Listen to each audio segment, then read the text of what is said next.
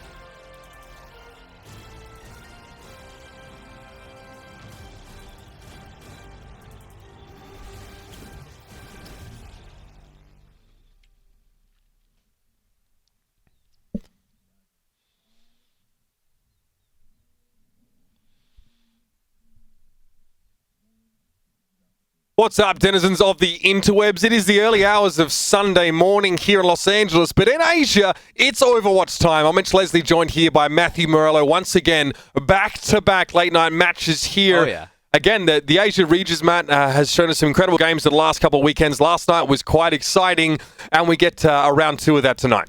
Yeah, I'm happy I'm actually up casting these instead of up watching them and then trying to turn around and wake up in the morning to cast NA. I stay up and watch a lot of these games anyway, but some really good matches today. The first one to kick things off with Hangzhou and Chengdu.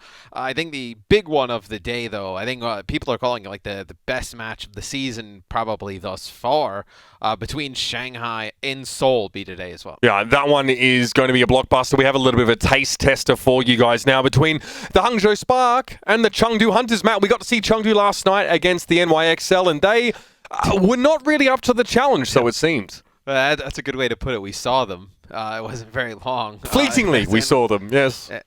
As NYXL did a lot of work against Chengdu, but we'll talk about Hangzhou first. Hangzhou's been a team where last season they were very strong during GOATs. You can make an argument, number 3, number 4 team last year. This year it seems like they've gotten off to a little bit of a slow start. Better division, I think, overall. More competition that they have to play against consistently. And then I also think one thing they struggled with last year was with like meta changes and kind of adapting it on the fly. I think hero pools really gives some trouble with that. But when you still have Guangzhou in the mix as the main tank and, God's B and damage dealer role, you and IDK, I mean, you have the pieces to make this work. Yeah, I mean, obviously last year there was a lot of interfacing between sort of No Smite and Guangzhou as the main tank here.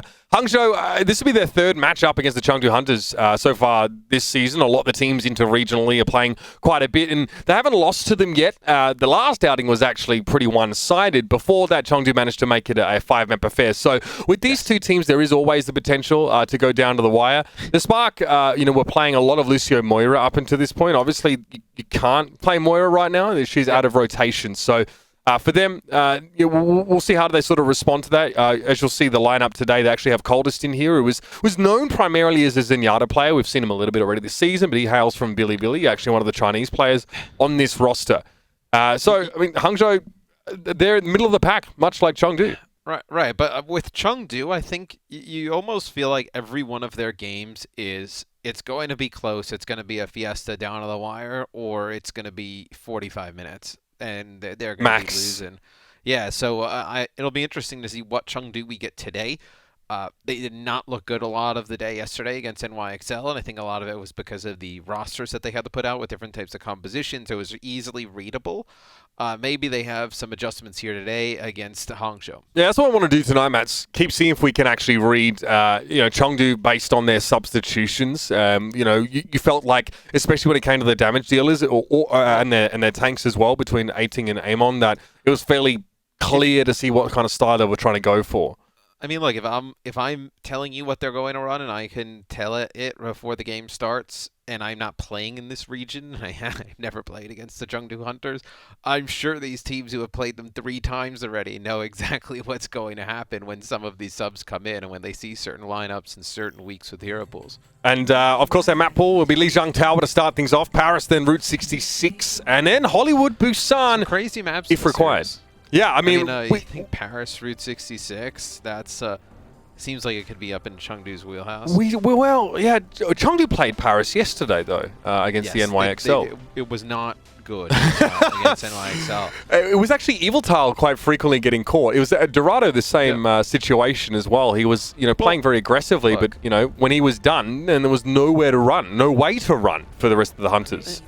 And I think Chengdu's better than what we saw yesterday, clearly.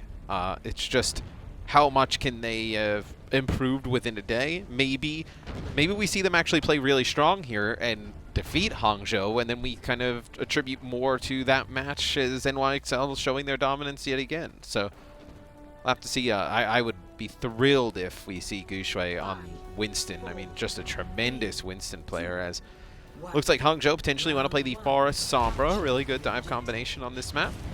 Make a lot of things work with them. Interesting. Okay, yeah. You cannot play Symmetra. You cannot play Symmetra here if you leave. Surely not.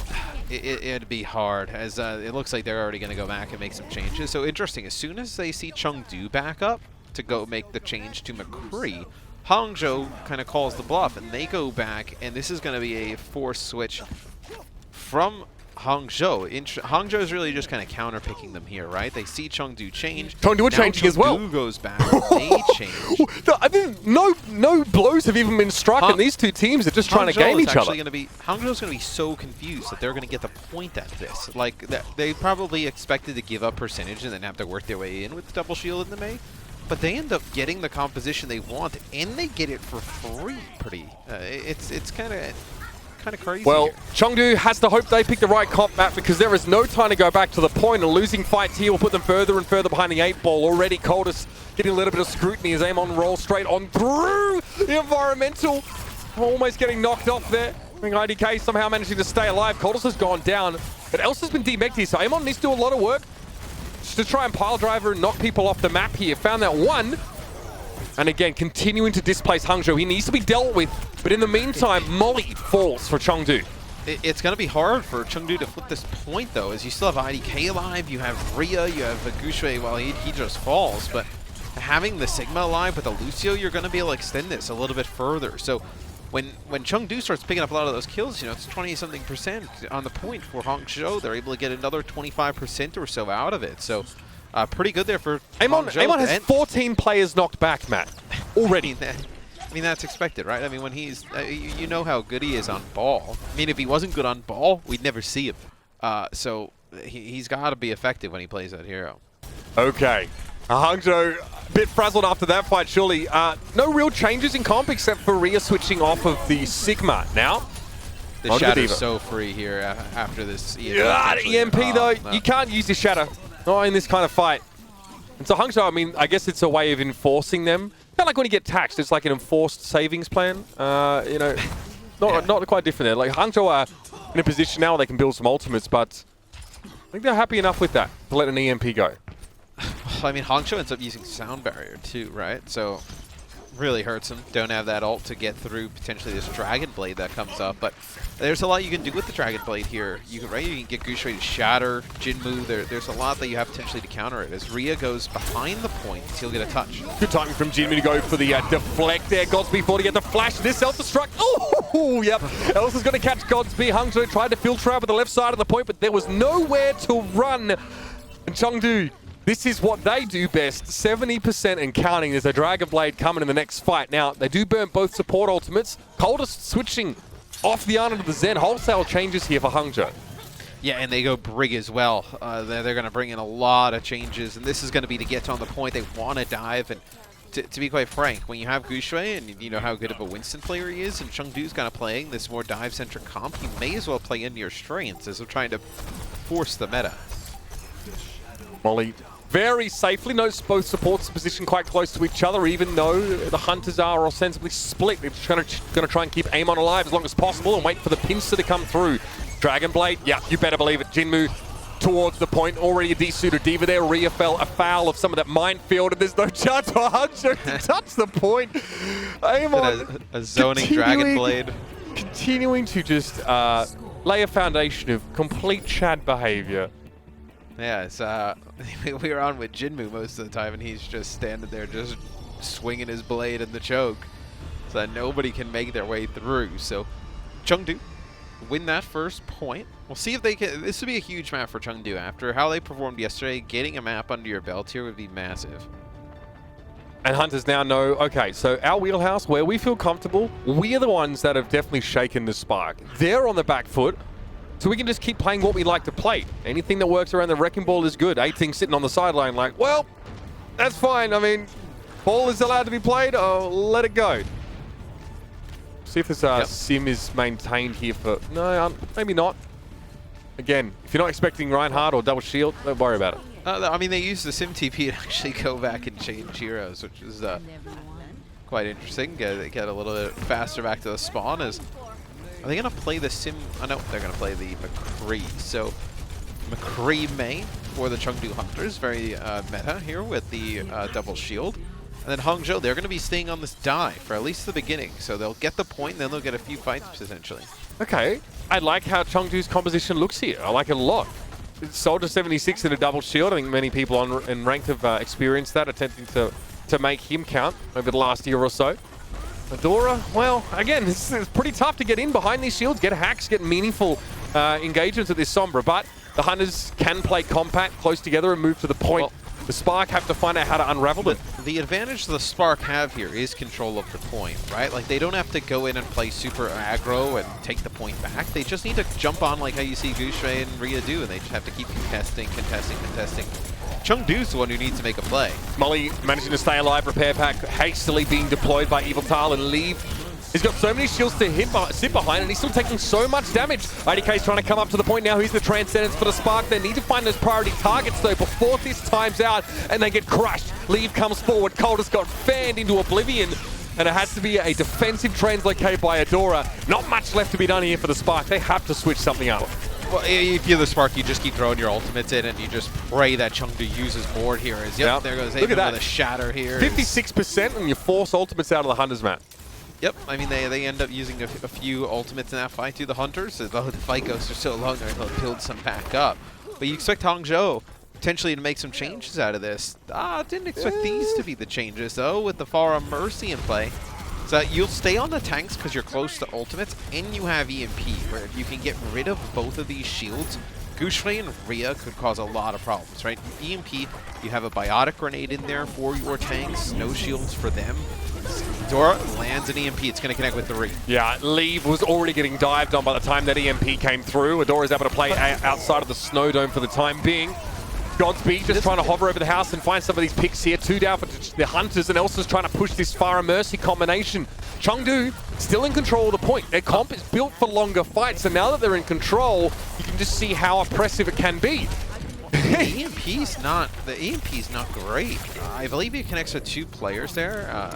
He doesn't get either of the tanks. Well, they find Leave, though, so one of the main sources of damage for Hangzhou is gone. Sorry, for Chengdu, should I say.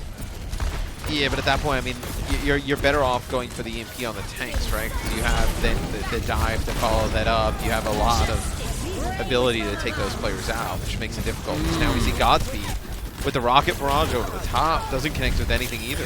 Godspeed almost expecting Leave to push forward, I think. No one actually came into that barrage at all, but patience tends to pay off here. Godspeed just sits up in the sky outside the door, and the Hunters, they try and get something started with their less mobile composition, and they walk straight into the rockets. So now that the Spark have another EMP here, let's see if they can get a better use of it. As Chengdu, they don't have any support ults, they'll have a shatter here to work with. If you're Hangzhou and you can get a free fight here with EMP, and if Chengdu kind of just throws one of these ultimates in at the same time, you're able to win it. Hangzhou's in a great position to take this point. Leave needs to find picks early in this fight now. Getting rid of Coldest would be huge. Rhea could be a problem, but not anymore. Defense Matrix isn't going to protect him against the Earth Shatter, but still, nice pushback here by the Spark. Adora came in with a big EMP, and Leave is down. Elsa being desuited now, and a defensive Blizzard on the point. Doesn't really buy much time, because Adora just shoots past its boundary. Godspeed is down, went for the barrage here, but the Spark, they're in control now. Rhea's brought back to life, and that's a lot of health to put back on the battlefield of such a crucial fight. Evil Tal can get to the point. He just tips it, sets up overtime. Amon switches to the Wrecking Ball, but he won't be there in time. And that'll bring our 3rd round up here on Lijiang. I would love to know if Chengdu had any idea that Adora had another EMP. And I say that because they get extremely aggressive behind Amon with his shatter, and they walk directly into it. Like, he shatters Rhea, and then he's going to go follow it up, and obviously the Hangzhou Spark know this, that the rest of the Chengdu Hunters is going to go follow up the shatter. And all it is Adora just comes in, just EMPs, and they just wipe the floor with them after that. It almost feels like they're trying to enable Leave in that fight as the McCree and as the main damage dealer when you're paired with a May, knowing that getting the D.Va out of position can actually really force zoning with a Deadeye if you get it. Perhaps that's why he was the main target. Didn't quite play out the way they would have liked it to, though. So we go to Control Center.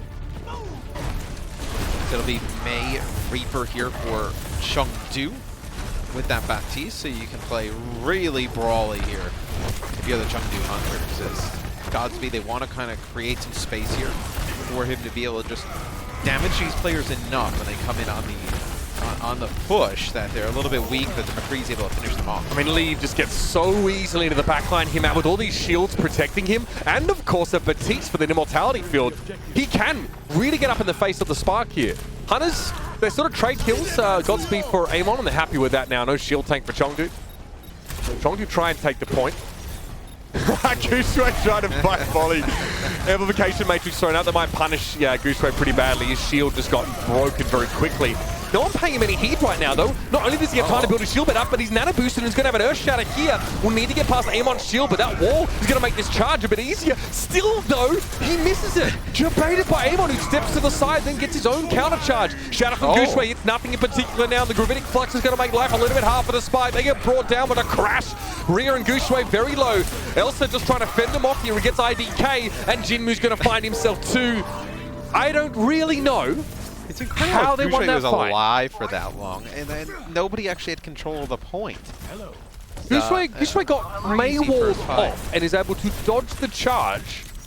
Amon, sorry, is able to dodge Gooseray's charge and then get a counter charge. I don't think Chengdu expected them to nano boost Gooseray and send him in there. They kind of weren't paying him any attention. His shield was completely broken, but they weren't committing to kill him. Anyway, they're trying to make their way back in now, but this May-wall is going to attempt to split them up a little bit. Adora did have the ice block. Double blizzard. A lot of particle effects for you at home. Instead, I will probably just try and give some breathing room to the Spark and a free reload. They push them back into Rhea's Gravitic Flux, but it's a Maywall here from Jinmu that denies anything coming out of that. So, big Maywall from Jinmu pretty much denies 2 ultimates. Jimmy now going to sit on back. The Spark do eventually get what they wanted. That was to move on to the point. Spent a lot to get here, though. Flashbang used on Lee. He's able to survive. Immortality field placed down. Amon can now swing pretty freely. It's going to be equal sound barriers. And Coldest looks like he wasn't a recipient around the corner. Lee was pressuring him away from the rest of his team. And now the young superstars are ready for a blossom if required. Chengdu playing this composition, which, by the way, is something that Hangzhou have played a ton when they've been able to. They love coming in with this Reaper May. Chengdu are making themselves look very comfortable. I'm almost surprised that Hangzhou hasn't decided to match, considering they've had a lot of time to be able to try and break this. But they're going to stay with the McCree. They get a Maywall here, but Amon make it out alive, so you get nothing out of that. Listen, McCree against double shield and small chokes, it isn't easy to get value here. Godspeed, decent amount of damage over the course of this map in general, but this round is struggling to find some of those shots. Where does Gooseray go? He notices that Chengdu was so split. He knows there's a run on his left-hand side. Oh, you know what League was trying to do there? His intent was clearly signaled, but instead he'll settle for getting rid of Adora if he can, which he can't. Frozen up, and now the Spark have a chance to break back, and there's going to be a close one. Look like Coldest is sitting right on back, but the healing is there. Elsa's up. Jinmu wasn't expecting to get hit by the Akrisha, but he stepped too far forward through the barrier, and Adora could be a clutch blizzard, but Evil Tal's going to take him out as he comes around the corner. Now we have the reinforcements on the way through. Look at Gooseray. He's coming back to the point, and he has a shatter. Lays it down, but again finds nothing. And that could have been the backbreaker. The Spark really had to find something with their Reinhardt's return to the fray, and now with a blizzard over the point, they'll sit pretty and take map number 1. One thing's for sure, it won't be a 3 over Hangzhou this time around. No, Chengdu looked really good on that first map. It was, I know the second point they kind of fell behind and they played into the EMP pretty poorly that Hangzhou had, but when Chengdu was able to run the Mei with the Reaper, they looked really strong. And I think that Hangzhou definitely has to be worried in this series. You mentioned that Hangzhou wasn't switching their comp. They stayed with the McCree and the Mei for most of it. And you mentioned that it was odd that they sort of weren't switching. Did their comp sort of lose them the round? Do you feel like they were just, behind the 8 ball fundamentally in terms of their picks? I mean, they got a few good actions with like their Maywall trying to make a play, but they were not able to burst anybody down. And I think that's when you need the Reaper and you need the speed boost to be able to push in and really burn one of those tanks down, right? We saw that one time from, I believe it was Amon's POV, that he got Maywalled and then his teammates were able to just break him on out. And it was relatively easy. There was no McCree damage there. If the Reaper goes in and really putting down the damage, you would have been able to pick up one of those kills. Well, we have more wacky maps lined up for these 2 wacky teams. Coming up next, it is going to be Paris. It's 1-0 favouring the Hunters so far in this series, looking to get their first win against the Spark this season. The Overwatch League is brought to you by Pringles Wavy. Big crunch, big flavor. And by Zip Chair Gaming, the official chair supplier of the Overwatch League.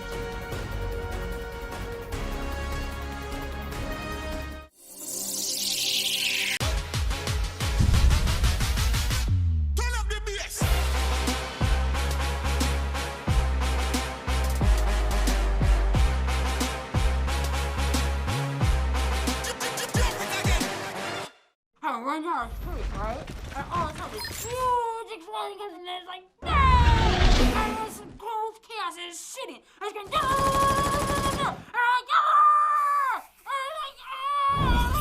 Download now.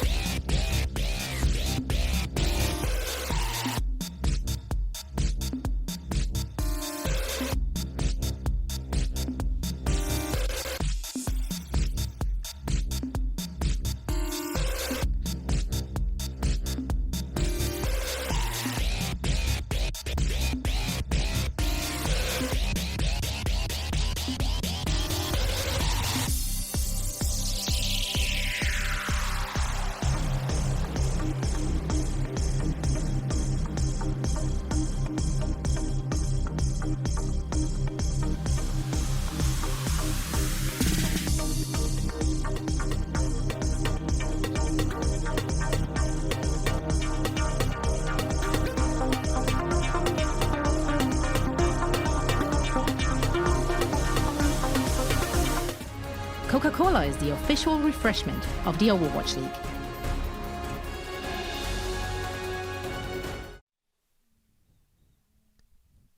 Welcome back, ladies and gentlemen. After a back-and-forth map one, it's the Hunters in the driver's seat for the time being. Let's see if it's going to be the Safari Tour that we hoped for.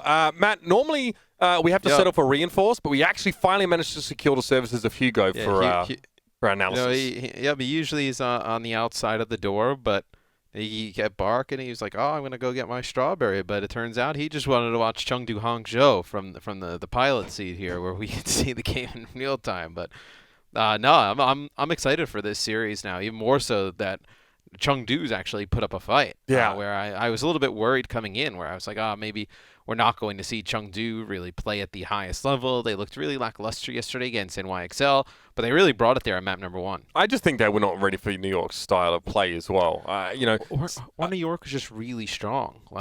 Well, their composition that they picked directly countered Chengdu on Oasis. There's no arguing that, and Chengdu didn't really know what to do about it. Hangzhou, though, now seem to be put in that similar position. We saw them on Lijiang Tower, and they stuck to compositions that didn't start them on the right foot, and things didn't get any better. So we're going to head over to Paris now, Matt. And yeah, this is where Chengdu looked pretty average. They gave away early first bloods, especially with their Lucio. Evil Tower was often pushed a little bit too far forward, and you don't have many opportunities to make that same mistake on a map like this. You mess up once, and you're going to get full capped. Yeah, I mean, this map is really it plays extremely odd, really much different than any other of the Overwatch maps, even the 2CP maps. So I think it really comes down to how you play on that first defense, right? You can pull out a lot of different cheese compositions on that first point defense. It looks like Hangzhou starting on D. They'll just play the Mei with the McCree, and I wonder if Chengdu sees this and they decide to play something a little bit different. Interesting, we see the subs coming in for Chengdu yet again. So we saw these yesterday. Yeah, so they bring in Bacon Jack, they bring in A-Ting, and they bring in Legza. Definitely feels like it's fairly pre-planned. Or it may just be like a map 2 thing, or specifically a Paris thing. Legza, of course, seen a lot of him play the Batiste primarily. Bacon Jack's obviously another hit scan option that the Hunters have up their sleeves here. Means that Jinmu can play the Sombra as well if he wants to. Or the Mei, as may be the case. Here come the Hunters. Straight out the gates, and the Spark are going to be playing a McCree Mei setup, so not unlike what we saw on Lijiang Tower. We have mirror compositions. Let's see what we get. We'll see Chengdu. Looks like they're getting through the choke here. Is the nice kind of fake to one side, speed boost the other. Ooh, they get walled off. That's a nice Mei wall there from Adora. I like the screening wall from the Hunters there. It just means that they don't get too staggered. But Elsa is not with the rest of his team. I don't think he wants to be. He often plays as like a loose end here for Chengdu.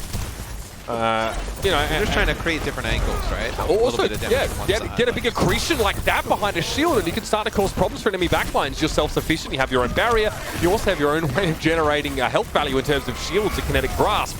The Hunters, though, it's slow going. Immortality Field is committed to the fight now by Hangzhou. Godspeed's trying to stay alive behind Gushwei's shield. He now feels more comfortable swinging, but that ends up getting Godspeed picked up, and somehow the Hunters can play a neutral game really slow. And it was a matter of Hangzhou just making a mistake, getting out of position, and now the cap has begun. And this is what it's interesting, is that we saw this yesterday from Chengdu when they came in with this lineup. And New York was able to adapt. They knew kind of what Chengdu wanted to run pretty consistently. It means they don't want to move towards dive compositions with this lineup in. And Hangzhou is just committed to this composition with the McCree, and it doesn't seem like they've been able to make it work. Seems like Chengdu's playing better in the matchup. Chengdu take that point with only 3 kills to their name. The Spark played back, hoped for reinforcements. They have a Lucio. It's not unreasonable, but they just never came, so they conceded very early. I mean, you also probably don't want to be in a losing fight. I mean, you're going to get some ult charge as well, but giving the attacking team, you know, a good chunk of ultimate percentage, it always puts you on the back foot on defense here, and you can lose this rather quickly. Stalling is a good way to invite a snowball against you. That's dead right. So Ria, Gravitic Flux. Looks like he threw it out there. Catches 4 of the Hunters. That's a lot of damage into the Blizzard as well. Okay, the combo is there this time for Hangzhou. This is fine if you're Chengdu. This is like almost best case scenario. They spent a shatter on this fight. Oh man. Chengdu used a Gravitic Flux, and Hangzhou invested an Ant Matrix, a Gravitic Flux, and a Blizzard there. And now Chengdu comes back with an opportunity. Well, they'll have their own sound barrier, right? And they're going to have Shatter, Deadeye, Blizzard, and an Ant Matrix. For Chengdu there, I mean, you trade 1 ult for 3.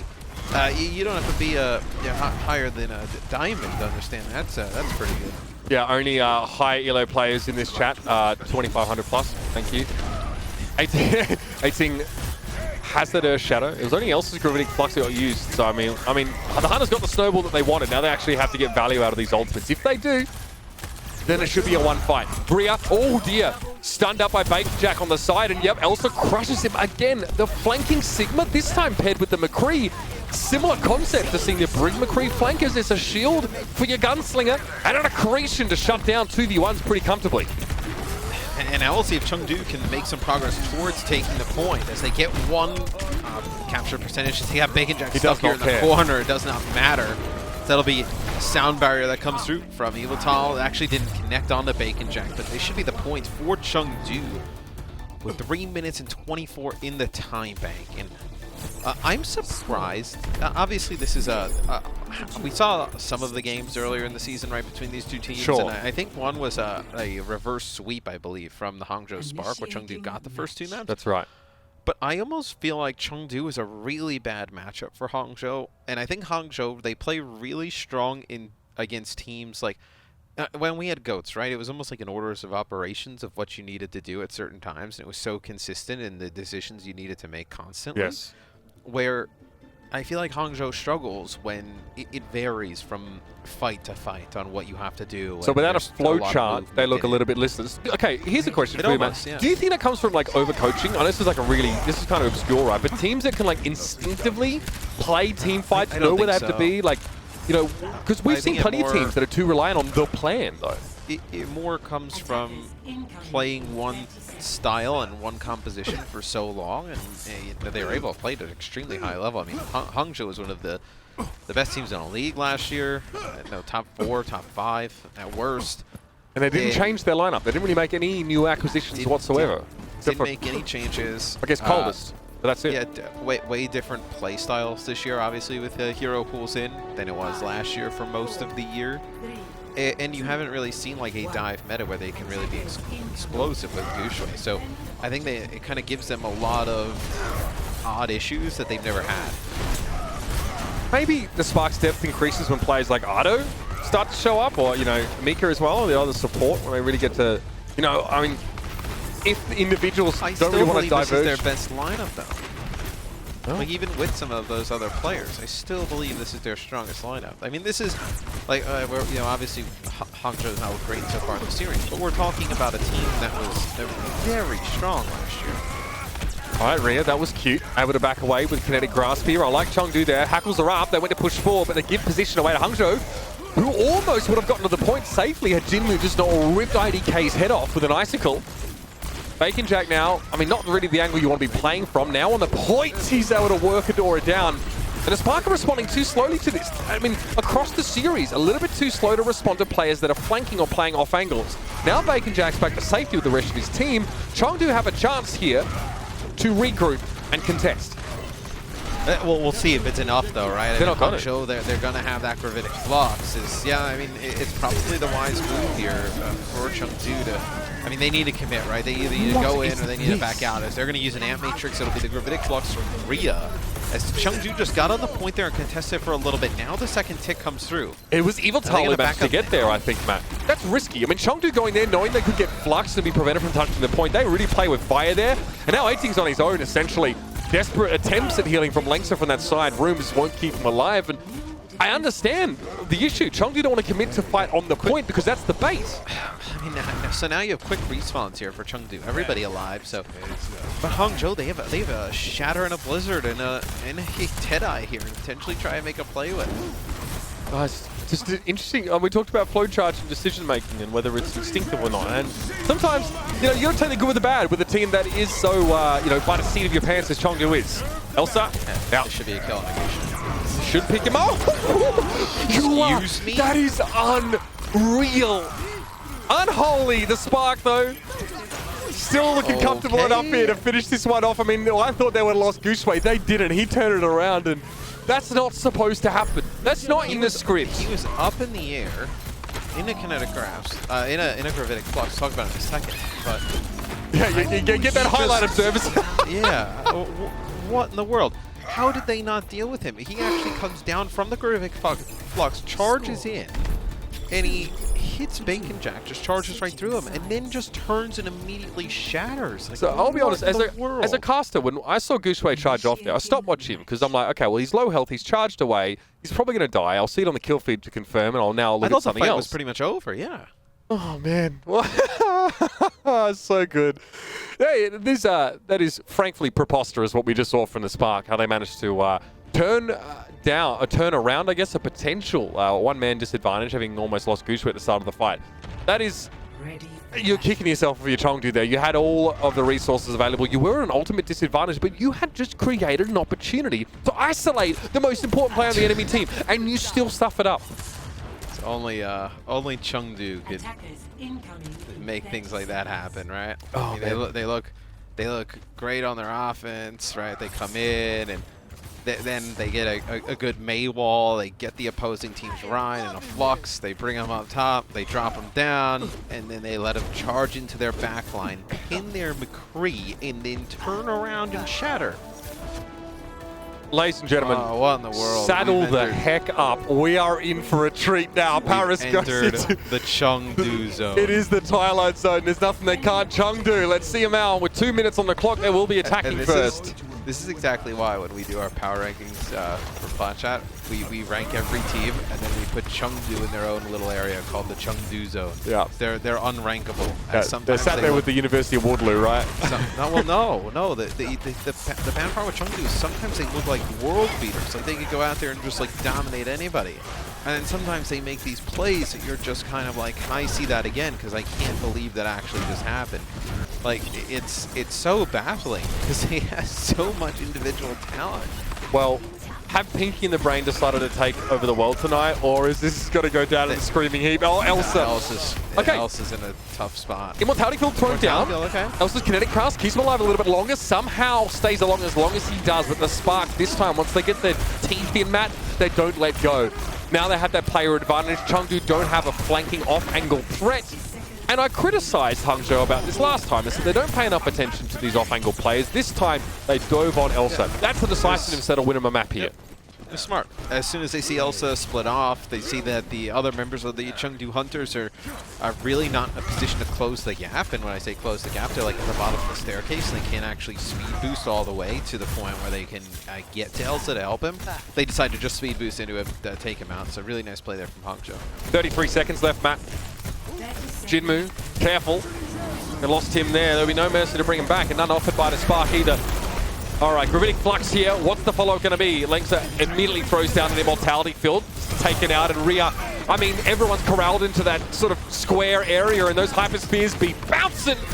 Baker Jack's in trouble. That shield's in his face, and he knows he has no impasse here with Ria. And now it'll be the classic Evil Tile stall technique, patented by the Hunters over the years. Look at this guy. He's out playing Frogger, dude. He never touched the point. I saw him, and I think he thought that when he went on the inside track that he may have clipped the point, but he just sped boosted right on past it. So he's trying to. I tell you what he's trying to do. He's trying to wall ride to the next map, Matt. He's done. Yeah. Get him out of here. 3 minutes on the clock is what the Spark will have to work with. I actually think that what he probably thought was that when he sped boosted around the corner and hit that one wall and then went towards the Mega, that before he hooked in to get the Mega, he had touched the point for a second, which would have triggered OT, and then he would have had enough time to make the loop around the building. But he misses it by about 4 feet. It's tragic. It does hurt to see. It would have been, dude. It would have been a sick play, mind you. He is surrounded by 5 players, and magically with a sound barrier, he's just able to wiggle his way out and just kind of make this miraculous move towards the point. It's even amazing that he made it out there. He just whiffs and misses the point. Oh, I bet you guys are so glad, those in the on the West Coast, you tuned in at 2 a.m. to listen to me laugh like a hyena at this absolute pandemonium, but this is what you get with these two teams. The Spark only need 1 tick on point A, and they've got 3 minutes to do it. In theory, very doable. In theory, you'd almost say winnable, but I mean, with the Hunters, you never know what you're going to get. Like a box of chocolates, but all of them are spicier than Mapo Tofu. Right? Well, that's the craziest part about Chengdu, is they make all these wacky plays, and then they can come out here and just hold them. Like, it is not out of the realm of possibility. It's 2 minutes and 40 seconds on Paris. Not a lot of time. The Spark just need to take this slow and steady. Do they get Ria into an off-angle position? They're trying to. Kinetic Grasp has to be used here. Can't grasp a boulder. Ria does have the off-angle spot. So, okay, the Hunters now go for the bulk of the Spark. They try and dive down on the 5 players, and Ria just sort of floats back towards them now. Some neutral trading between 18 and Gushue. Bacon Jack a little bit far forward of the shield, and that shield is a little bit low. So they gotta make a play here, Chengdu. I mean, you have no shield. They you rolled can't just over. kind of stand there and jump around. Yeah. They were just waiting for that to happen. They're like Clint Eastwood sitting out on his porch in old age, just waiting for time to pass. It's not what you want to see. On to the point now, man. They can just wait out the M-Matrix if they do. Now it's going to be Elsa getting close to his Gravitic Flux. It's the only chance they have to hold this. All right, here comes the Wrecking Ball. 18 trying his best aim on.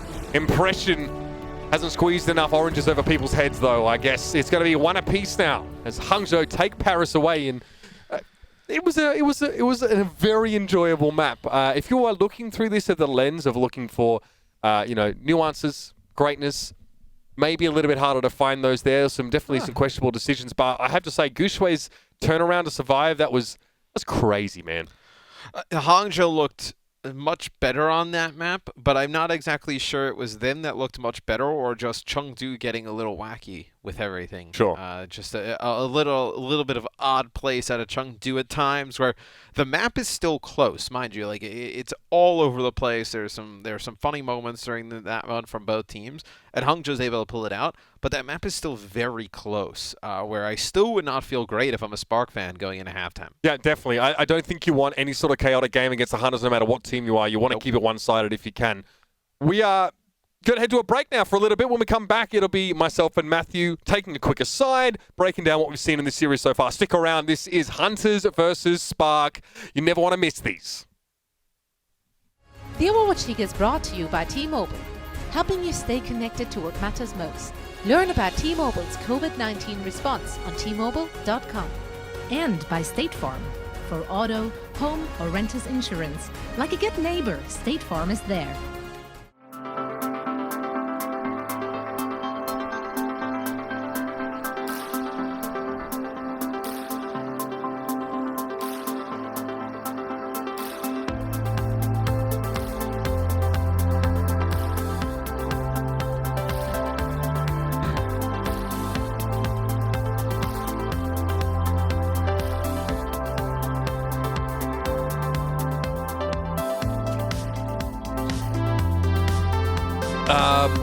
Well, we can talk about Guangzhou turning the fight around. Or do you want to do really general?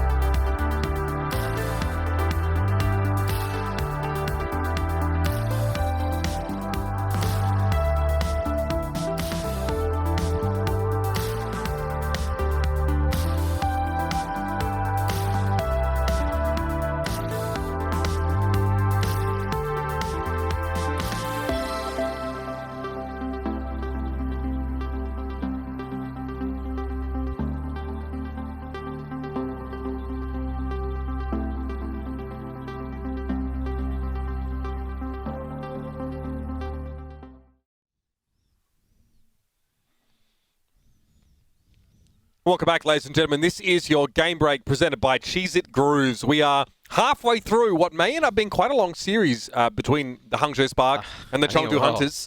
It's happened before this season already, Matt. Of course, a reverse sweep that happened, week 8, I want to say. Yeah, going back a fair bit. But we are seeing a couple of different faces of Chengdu so far. Yeah, I mean, we have the lineup where they have Eamon, Molly, and Jinmu in, which is a little bit more aggro, really fast. You can play a lot of different things with Jinmu, and Eamon can play the ball. He can play Reinhardt as well. Oasis too, but obviously not this week. And the Molly routine play a good Zen Baptiste. So it feels like they're a little bit more flexible with that lineup in. And when they want to play something a little bit more standard, a little bit more slow, that's when you see them make the switches to Aiting, Legsa, and Bacon Jack. All right, so now for our crunch time presented by Cheesy Grooves, I'm putting Matt on the spot. What composition do you think is going to lend itself to more success now over the next couple maps in this series? That's Route 66 in Hollywood. I would probably... Well, Route 66 is kind of hard because what do you do with it, Eamon? He can't really play... Like, this would be a map that you could play him because he could play Orisa ball, but Orisa is not in. So do you trust his Reinhardt? And then also, what do you want to do in terms of damage dealers? Like, this is one that kind of plays into Jinmu's wheelhouse, right? You can play some Genji verticality. You can play some Pharah here. Mei, obviously, very strong on all the maps. So I think you have more looks with Jinmu in the lineup. I'm surprised we haven't seen anything from them, at least over the last 2 days, with Jinmu and Aiting in the lineup, which could give you that Reinhardt in that Mei presence. So some pretty insane fighting. The clip you see now is Ria just sort of throwing out a gravitic flux there, and he caught a lot of players with it, but that was a lot of ultimates being forced out of the Spark. That was what the Hunters actually wanted to achieve there. You hit 4 players with it, but that was a fight that Chengdu weren't actually really trying to win, Matt. No, yeah. I mean, they just kind of throw them up in the air. I mean, they get them weak, and they're able to follow it up, and I believe this is where Hangzhou is able to actually complete their push. Actually, that's where they held them on defense, and then they lose the next fight. When they actually got their push, it's when Guangzhou was really low and pinned Bacon Jack and did the kind of turnaround shatter. But that was the one defensive hold there from Hangzhou on point B, which is good enough to get them a map win. So coming up next, ladies and gentlemen, Route 66 will be a chance for us to see a tie broken between these two now. Who gets out in front?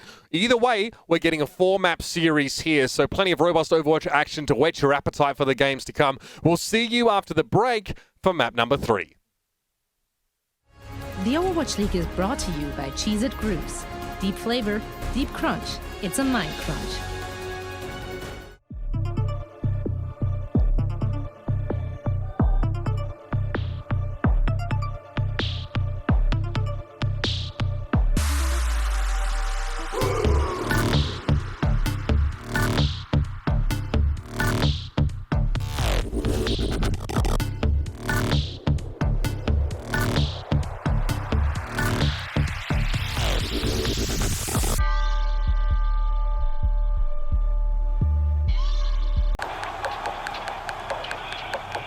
This is it, the official Overwatch League apparel.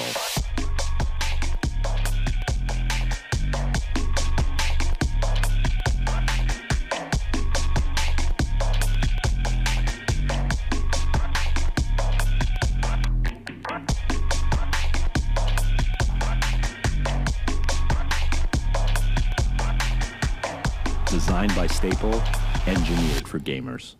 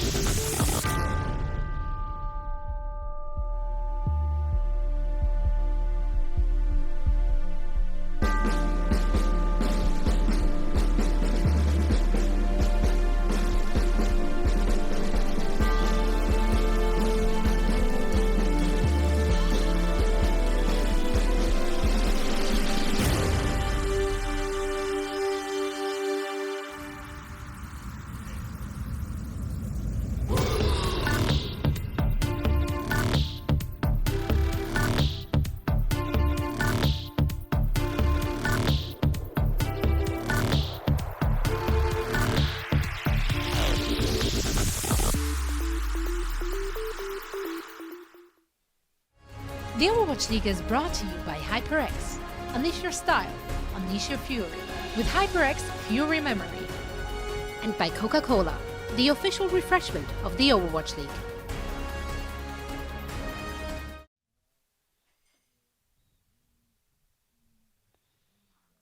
Welcome back to the Overwatch League, ladies and gentlemen. Thank you for joining us for our halftime. We got a chance to just wind down and chat a little bit about this match because there's a lot to point out on both sides, a lot of micro things and even some macro things, some stuff on the larger scale. As we head into Route 66, we should expect to see some of those trends start to manifest even more, Matt. And your answer about the composition or the team lineup that we should expect to see has been answered as well.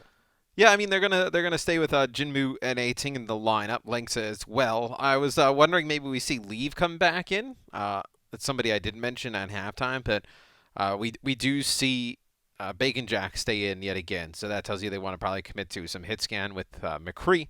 Can play some Sombra as well, but I think Leave, it just gives you a little bit of a different look. You're able to play a little bit more options in terms of what you play as the damage dealers. Matt, both these teams are loving it right now. They're in the lobby. They're sort of typing in chat, and they just keep saying we're ready to play.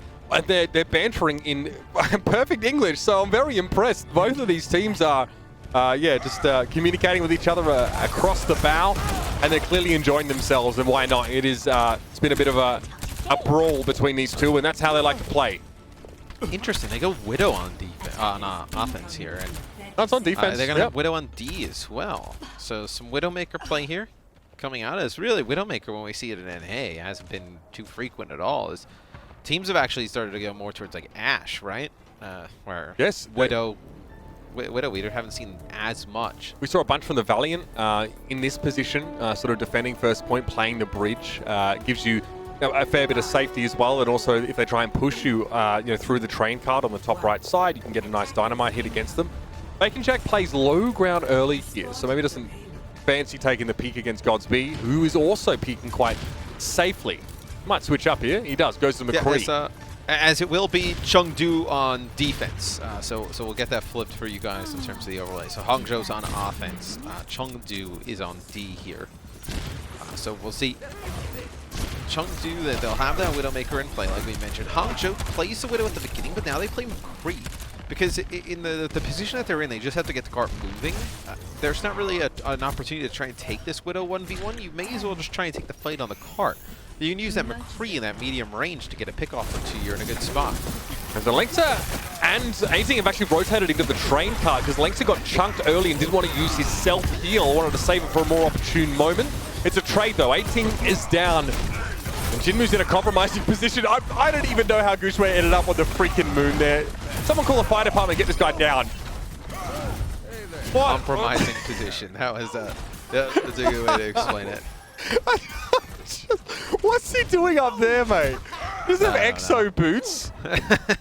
Oh, you love to see it. Gushue goes where no Ryan would otherwise go, and does it with a smile on his face. So Hangzhou gets the cart moving here. So Chengdu, they have to switch off the Widow right away. So that's exactly what I was talking about, where you didn't need to commit to the Widow if you're Hangzhou, because you take that fight on the cart, get it moving, they have to switch off of it regardless. Elsa to the high ground. Oh, Dora. Okay, straight into Ice Block. Wanting to cool off without too much convincing. Just to remind you guys, Chengdu are defending, so our overlay is flipped incorrectly right now. Just bear that in mind. Hangzhou are trying to move this payload forward, but it's unlikely they're going to make too much more progress now that Bacon Jack has thinned their ranks, and he's got a great little vantage point to do it. Godspeed's got to be a flash, get rid of Jimmy with Rick and Ice Block, cleverly done now. It's going to be a gravitic flux, and look how low Bebe is, and Elsa made a beeline for him. Knew that he could get rid of him without the Batiste. The healing would be sorely limited, and so the Hunters stabilize here on defense. Yeah, and Dora ends up using a Blizzard there towards the end, so pretty rough there for the Hangzhou Spark as we get the overlay in the right spot as Godspeed ended up making his way up to the high ground there. Went with the old tried and trusted So Min Soo, the flashbang Phantom Hammer. It's nice knockoff there from Rialto. He got really fortunate though. He was there for a little bit too long. I don't think it was a complete knockoff though. It almost went really wrong. If he had tried to boot with Gooseways shield, it wouldn't have knocked anyone off. And actually would have caused him to get instantly flashed and killed. So we got a little lucky there, I want to say. Here's Gravitic Flux, catches 3, Deadeye combos into it, and Evil Tile is down. Got to be trying to play a safe position here. They're wrapping around, they're trying to... What a shatter! 18! Huge shatter, but the follow-up wasn't there, and Gooseway is just laying waste to the Hunters. What I don't like about how the Hunters play that there is they have big Earls, they have it under control. They're chilling, they're eating half-price burgers, you know, membership fee. They don't even try and, like, fight for it. Like, Hangzhou has to wrap all the way around that right side to go get to the high ground, and Chengdu lets them. They don't even, like, try and take the fight to them, right? Deny them access to the high ground, and then even just back up. They just jump down and give them the high ground. It's such an odd decision there from Chengdu. Bizarre, that whole passage of play was. Ria's able to take a step back here, a step aside, get a little bit of extra shield. And the Spark just have the one on the card right now, so they can sort of maintain this high ground. Evil Tower would love to translocate the Spark from high to low. That May wall means he'll have no protection if something goes wrong. Jinmu would like to ideally drop down and very quickly throw a Blizzard as well. Air Matrix is going to make it hard for him to peek from the stairs. Bacon Jack and Elsa both got stunned there. Godspeed is down though. We're able to find the McCree from the backside. This is Elsa now. A lot of flanking from both of these teams. Ria, Kinetic Grasp is going to eat a hell of a lot of damage, and the sound barrier now is committed by IDK. Here's the Blizzard. Yeah, this Blizzard is going to be good. They catch Gushue. He's actually trying to charge out of it. That'll be anything. Pinning him against the wall so you get rid of the main tank. As now Chengdu may be able to stabilize here on D. IDK to the cart. Going to get a bit of extra progress. He should see how low Elsa was, and Lexa has to throw down an Immortality Field. That's removed now. Sound barrier. On top of the gas station. Oh, IDK! Into the Blizzard. What a play. He moves Elsa sort of diagonally up and makes sure that he gets a couple of extra ticks to freeze him.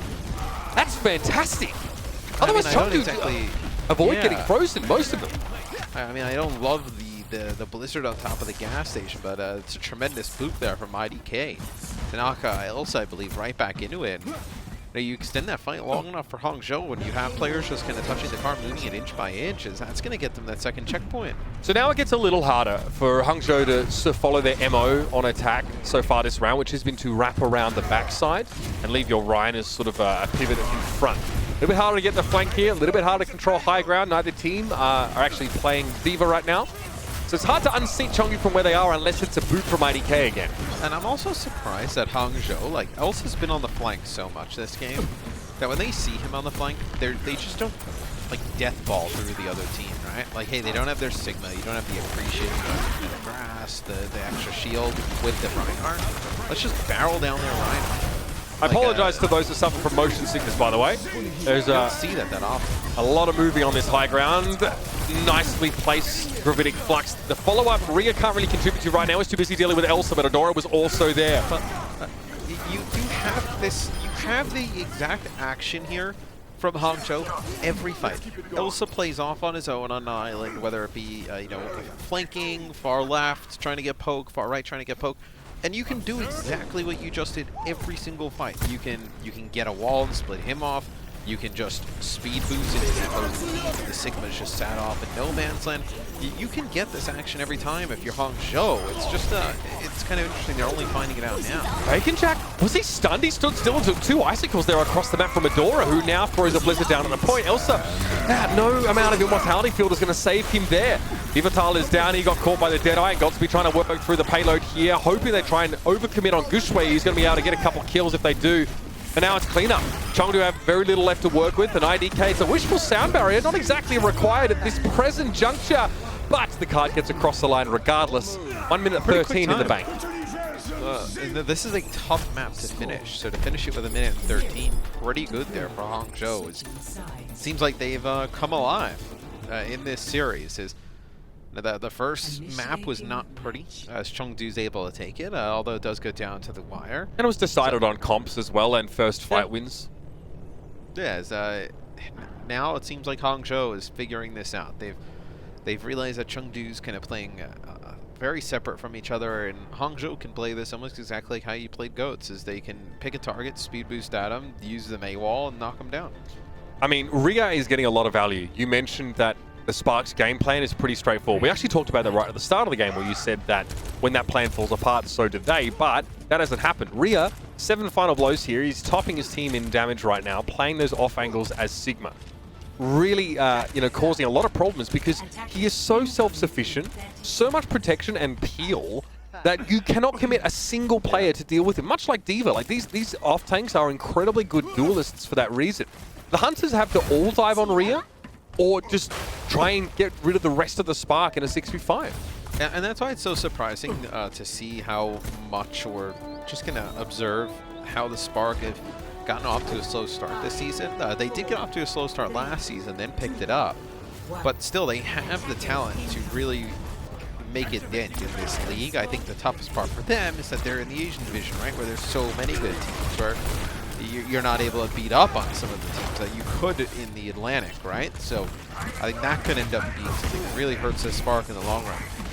Bacon Jack wanted to find Bebe, but he saw some Hyperspheres come in from above. Godspeed's had an excellent map so far, already 12 final blows to his name. He's had a phenomenal season this far. Yeah, there's been a lot of games where he's bailed them out. And he was very consistent, but he played a bunch of Zarya last year, so now we actually get to see the Godspeed that was kind of promised to us. Gushue, classically, around this part of the map, always tends to amass kills in huge numbers. The Spark have just forced the Hunters back now, when this could be the start of something that the Hunters, frankly, don't want any part of, man.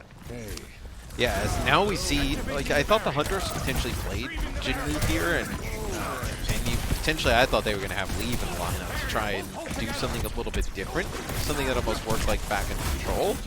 But they're going to go with the mirror yet again, so we'll see if they're able to get any type of progress on the part. It looks like they're going to wrap around for the high ground, but you have the Matrix here dropped by Bebe, so you're going to be able to have a few kills come down here for the Spark. What a great little snipe with the accretion from Rhea. That sets up the kill for Godspeed. Bacon Jack was just walking out in the open and got knocked on his hindquarters.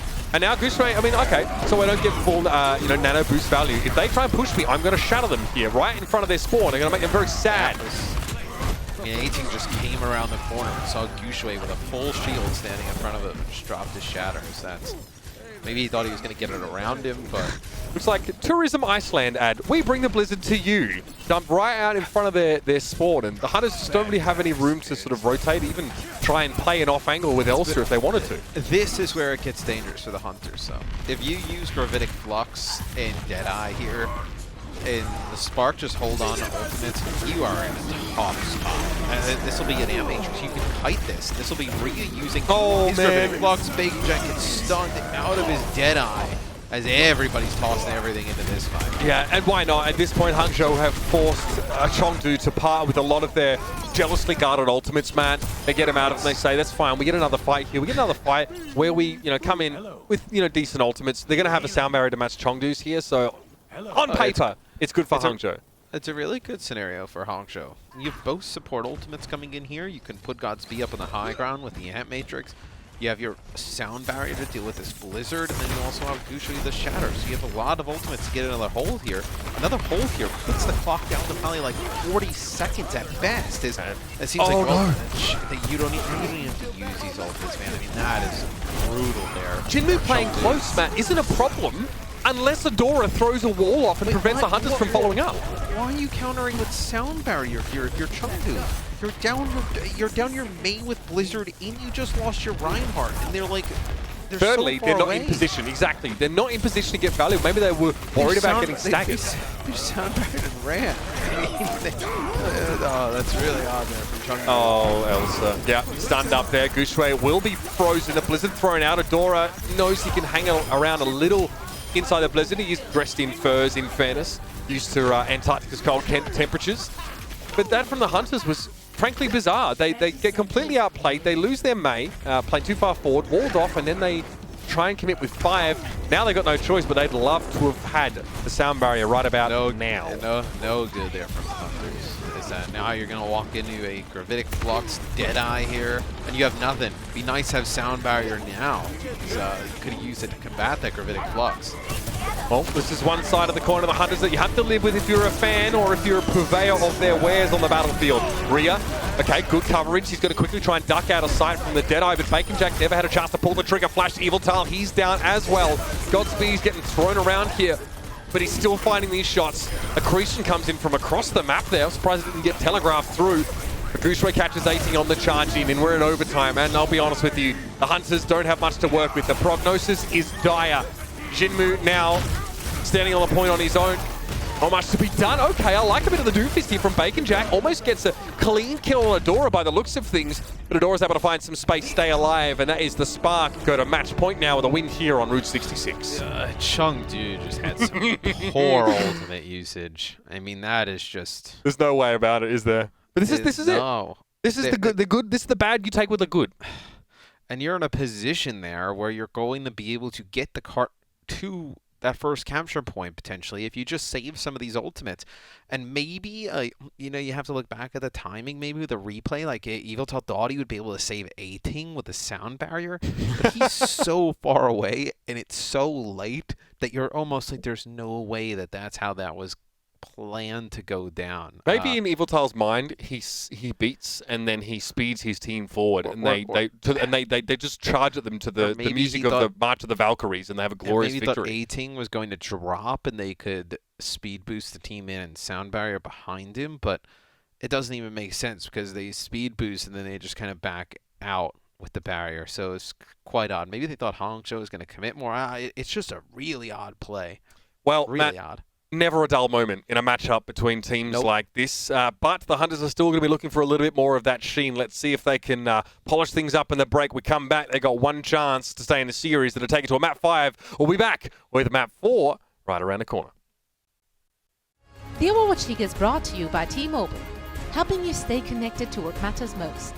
Learn about T-Mobile's COVID-19 response on T-Mobile.com. And by State Farm. For auto, home, or renter's insurance, like a good neighbor, State Farm is there.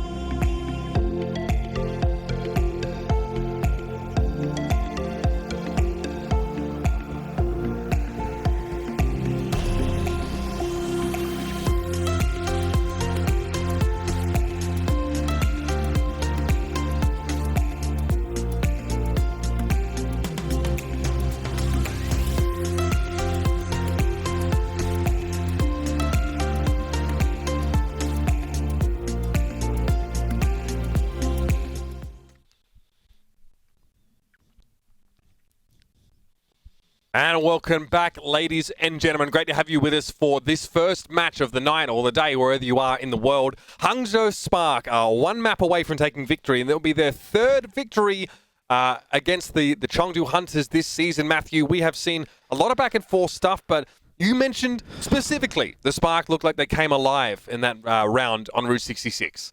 They did, but the Hunters also just made some plays that were just not okay. This, if you see the spots where the Hunters look really strong, and then you also see the moments where it's either panic starts to set in, or they just make these plays that don't really make much sense. And if they can eliminate those, this would be a team with a much better record than 3-6, because they do have the Jinmu is really strong in terms of mechanical skill. Same with their supports and the tanks. It's just some of the decision making and the teamwork just not there.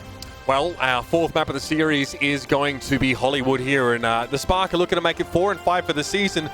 And to sort of piggyback off what you mentioned about Chengdu, Matt, they don't really have too many matches to just give away at this point. If they really want to come out of this divisional play with a good record, they have to shore up some of these weaknesses real quick. This division is so strong. Like, you have Hangzhou, Guangzhou, New York, Vancouver, Seoul, Shanghai, London. Like, I mean, the quality of teams in this division is mental. And to think about it as potentially like you're looking at like a Chengdu and maybe like a Guangzhou was like your weakest teams. They'd be decent in the Atlantic. Like, they beat a bunch of teams in the Atlantic. Where they are, any time of opportunity where they can get close to a win, they have to secure it. And this is a series where it definitely feels like they're close. Well, this map, Hollywood, not ideal for the Hunters so far. They're currently a 33% win rate on it. Hybrid maps generally are some of their weaker ones, and the bad news for them is that... They're listening to me, though. That's the important thing, because they put leave in. His return on the McCree. Spark, as I was saying, this is their best map type right now across the entire season by a good margin, so they feel comfortable. Now, Hollywood itself has only been their second outing on this map so far. Walls thrown up for both teams here. Lengsa going to have to use his Exo boost to get above that, but he was too slow to save 18. The wall there from Jinmu is it's like an odd angle, and it leaves an area where they can just walk through the back, and they come up and take the fight. They're probably playing around the idea that they're going to get a main wall in the choke, and the main wall just allows you to walk right in. Well, what are you going to do then when your Batiste gets walled off from your Reinhardt? I mean, and the enemy team's running at you at a rate of knots. There was no way to keep him alive. That there was really elementary. A study in cutting off sight lines and isolating individuals. There's no reason they have to approach that. I mean, look, Chengdu's playing a Lucio. Why do they have to get close to the choke and then get a wall to get the pickoff? Because they lose 18 here, so now they have to back up. They can play around the wall, and then if they get one, then they can speed boost in. This Zed Batiste comp is really interesting, though, man. They put them in a position where it's a Chengdu themselves where they couldn't really get out of it in any ways. Yeah, I mean, look, the Zen Batiste are going to play a little bit slower, right? But it adds a lot of extra damage. You are hard to shift. This comp, we were seeing this comp with like Orisa Sigma, like a really static sort of composition here. Oh, that's wrong. That's not okay. Okay. Oh, no, that's what? Okay, Godsby's able to find the finish on 18 here as his shield was not allowed to be kept up. Gushue made sure of that, and now he rules the skies. Godby gets another shot on Lee, playing from that high ground, and oh my, this is starting to get a little bit out of hand. I know it's late night here, and this kind of content is more acceptable at these hours, but wow. Yeah, it's not going good for the Chengdu Hunters right now. As I think that would be putting it nicely. Is that fight does not go their way. It's the right idea to try and get high ground, but yeah, Matrix plus the dead hand is usually gonna pin. Look, that's a beautiful Maywall. Elsa, they know he always comes to the flank. Nobody can get to the card here to touch. It's 16-0 in kills right now. Chengdu have done nothing on this map, and it is starting to run through their hands like sand. The Spark here just look very, very good, and look, it's so punishing now when you're up against the Zen Batiks, because if anyone gets caught out of shield, they get discorded, they get blown up instantly. Well, Chengdu has to close the gap and run at Hangzhou, and Hangzhou is perfectly fine to take those fights because they have the extra damage with the Discord and then Baptiste and the Immortality field, so you're okay with the fights being in a close brawly angle. As it drops down to the left here, the cart may make it around the corner, which is a weird position to fight from. Ria goes for the flux. He's not interested in following it up on a mutual flash. Leave actually opts out of the duel. Rolls down to the low ground. Godspeed dives over the top. He did have a Deadeye, but his main tank is currently held aloft, so he didn't really want to mess with that too much. Yeah, Gushue and 18 both traded out here. This is where the McCrees really start to have an impact in the fight, and having that Zen is big. There is only one shield right now, and that's Elsa's. When was the last time you saw this positioning on Hollywood offense, where the teams have swapped sides?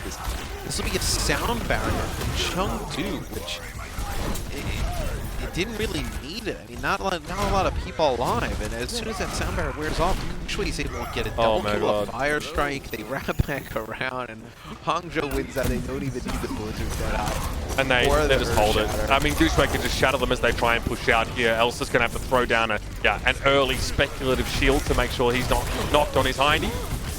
Evil Tile, I mean, what do you do from this position? IDK is a nice little vantage point now, and yeah, it had to be the shadow. Lengsa had no idea what hit him. 3 minutes and 48 seconds on the clock, and that was an absolute brutalization. Yeah, that was quite ugly there. So Hangzhou's really able to take it to him, but a lot of good capitalizations by Hangzhou on mistakes of Chengdu. They're able to realize that, hey, Chengdu's just going to walk us down and charge us with this Lucio, so let's just play a control composition where, alright, they're going to barrel into us. Well, okay, we'll play Zen, we'll play Baptiste, and we'll just take the fight in the brawl. And they do that, and Chengdu just walks into it time after time. Right. One reason why Chengdu also, you see them getting behind the Spark all the time, is because they're actually trying to shut down Ria, and they have a speed boost. So they are quite quickly trying to circle around. Spark are responding to that by pulling Ria around to the rest of Hangzhou.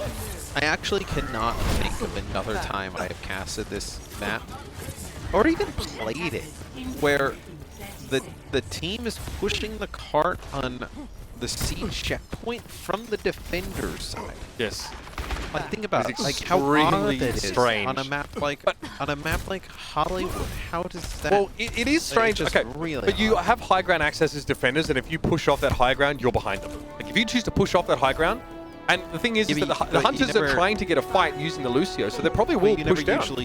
You never usually go that angle, though, because you always want the defender spawn to your backside, right? To obviously just keep flooding out. You would never take the angle that leaves you potentially split. Yeah, it leaves you split for more than one team fight. And especially because when they're playing this control comp, if you split, you don't want to charge it down, the player down. But then also, if one of your players spawns on the other side, you don't want him to get isolated and picked off. So it's really odd positioning from really both teams there. Okay, Adora throws up a wall to protect himself. I thought he would have just put it 90 degrees sort of rotated so he'd catch someone out as they push through the corner. That's interesting. Because what they probably would have tried to do is speed boost through the back and maybe go to cafe. So it blocks that angle, and if they burn that speed boost there, they're stuck in no man's land in the middle. Honestly, like the efforts that both of these teams are going to try and outmaneuver each other is what is A, making these fights take a little bit longer sometimes, but B, making this extremely interesting. And there it is. Again, a loose end is left, but I don't think it was intentional this time. But this happens every time with Chengdu. It's most of the time it's Elsa playing off to the side, kind of doing his own thing. This time though, it's Leave. And look, Jinmu sit up here with a wall. Why would Hangzhou go in there? There's no need to go in there. They're up a player. They know the one player is going to be stuck in the choke. Why would they go and play for the high ground? There's no reason to. At this point, Hangzhou can just kind of hang out here. By the Okay, 8 against the drop down now. So they create an off angle by leaving someone on the high ground. That's Elsa, of course. That wall means that Leaf cannot capitalize really on the amplification matrix. He's able to knock out a center segment of the main wall, but it doesn't really get anything with that. That Blizzard is devastating. Leaves in deep trouble. Adora has time to stop Smell the Roses and get rid of the Immortality field before finding the kill on Leave, and Evil Tower was right behind him. The Spark are leagues ahead of the Hunters right now in just their approach to this map. Absolutely, and what I worry about for Chengdu here on this offense is coming up with all of these ultimates. That you start blowing through these. We've seen Hangzhou to have a really nice read on what they need to invest and what they need to save coming in a lot of these fights. As it could give the Spark a huge, even bigger advantage on defense, depending on how this next fight goes in terms of ultimate usage from Chengdu. So what does Chengdu do? Do they try and take the high ground again and leave Elsa up there? Do they try and push through main and potentially get walled off? Okay, high ground it is. Yeah, I think you gotta force high ground here. And I would consider using whether it be like a Blizzard or Gravitic Flux to try and get some ultimates out of the Spark. There's the Gravitic Flux you thought about. Maria, oh, okay, Kinetic Grasp can protect it for the Deadeye for a time. They make it around the wall too, so they can't even get like a lot of follow-up. So here's the crackback now. Maria goes for a Flux of his own. That looks pretty good. It had to be a sound barrier for Chengdu. IDK gets his off at the same time. Immortality Field of Lengsa is taken down, and Godspeed gets rid of Lengsa. That's not good for the Hunters now. They use so much in that fight. They use Blizzard. They used sound barrier. They used it all. Yeah, they burned through everything. I mean, that's kind of what you thought. And now when we're back at this even fight, Hangzhou's been dominating these. So really your best chance for Chengdu is to force an ultimate advantage, but they blew that opportunity. So here's where like they kind of lose it, is when they use the Gravitic Flux. Hangzhou can just walk around the corner. They don't need to invest sound barrier. They just put a Immortality field down there. They put an Ant Matrix, so you can't just push into it. Now, see, this is what the Mei wall was originally there for. You see how they use that speed boost to try and get around the corner with that Mei wall coming in from Adora? It puts them in a horrible spot, right? They've already used speed boost, and look at this positioning. It's horrible. Oh, it's awful. Hunters approach this fight, Matt, with nothing but raw mechanics, skill, and 100% concentrated power and will, and they just walk straight into a Mei wall and then opt to step inside a closet. And instead of going to Narnia, they go back to Spawn. They just group up, and the Spark have such strong positioning. And that's why you see that Mei wall come out from the door. It denies them getting into the cafe area. It'll be a shatter from Gushue, and that'll put it away. And that what a fitting way to see that end is just a wrecking ball slowly self-destruct as they try and make it towards the point. I mean, there was light for the Hunters there. We talk about control maps, Matt, how they're definitely more of a fundamental brand of Overwatch, definitely much more team fight oriented. Maps like Hollywood are incredibly positionally intense. I have two questions. Where was this Hangzhou map number 1? Because they look great for maps 2 through 4.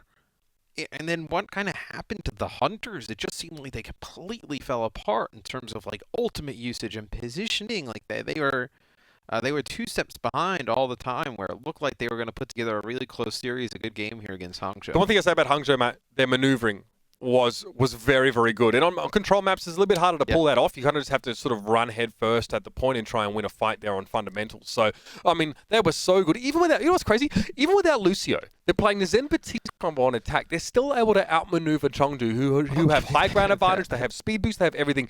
Let's talk about our player of the match, though, Matt, while we have a moment. It's going to be Adora today. Huge impact player. Fantastic Mei play as well, really controlling the battlefield. And we saw just how oppressive that became on Hollywood.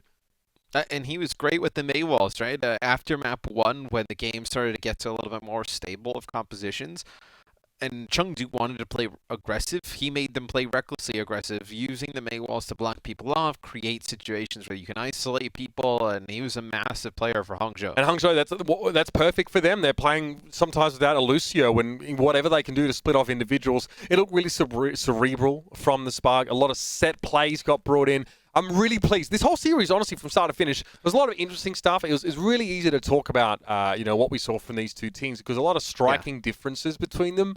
Chaos at times. Yeah, I mean, the Spark, were known as a very aggressive team sort of way back in the day. They dominated GOATs, and you can still see how that coordination, that positioning-centric style, when they get to exert that over a chaotic, sort of individualistic team like the Hunters, can actually prevail. I'm just... I'm a bit disappointed in what we saw from Chengdu in the later half of the series, though. I kind of got my hopes up a little bit, I guess, after game number 1. It looked like they kind of bounced back after their game against NYXL. And then it looked like it almost evolved into something even worse than yesterday. Like, yesterday they were just losing, consistent fights because New York was just kind of outplaying them in the game. This today, though, looked like Chengdu was just a little bit all over the place, and they never really gave themselves a great opportunity in a lot of these fights and moments, whether it was just bad positioning, throwing ultimates out there for no value and no return on the other side. So it's a really odd game. So you think they lost for different reasons, to New York and absolutely, Hangzhou? Yeah. I mean, New York, they just got outplayed, right? I mean, New York played phenomenal. Chengdu didn't play bad. I mean, they were winning fights against New York yesterday because they were doing a much better job in positioning and ult usage. Today, it just looked all over the place. Well, I mean, I'm still impressed to see Hangzhou now sort of fight back a bit. These two teams are, I mean, as far as their records suggest, they're middle of the table, but in this region, they're minnows. I mean, Hangzhou just needs a few more games against Chengdu, and they'll be right back in the leaderboards, right? Yes, not every team has the luxury of going up against, on paper, weaker teams to sort of pad out their stats a little bit. Our next match doesn't feature any weak teams at all. Oh, no. This is a very hotly anticipated game. We won't hold you up. We'll get to that as soon as we can. The last time the Seoul Dynasty and the Dragons played, it was 3-1 for Seoul. But this time, so much is different. I mean, I'm in my office, all right? I've turned my house upside down to cast games. Like, a lot's changed since last year. So stick around and let's see how the Shanghai Dragons shape up against the Seoul Dynasty. What a match. You don't want to miss it.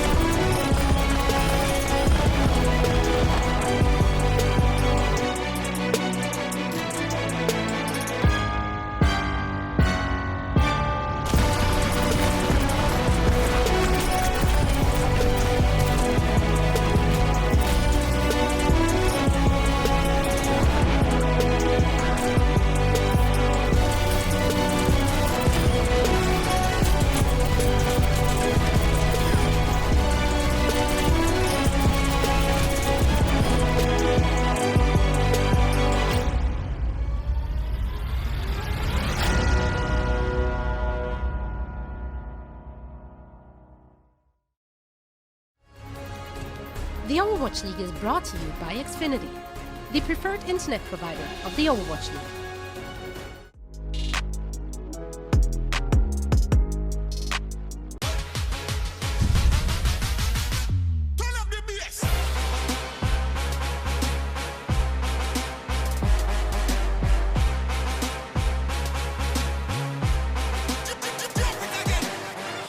I went down the street, right? And all of a sudden, huge explosion comes in, and it's like, no! And there's some cold chaos in the city. I was going, no! And I'm like, Download now.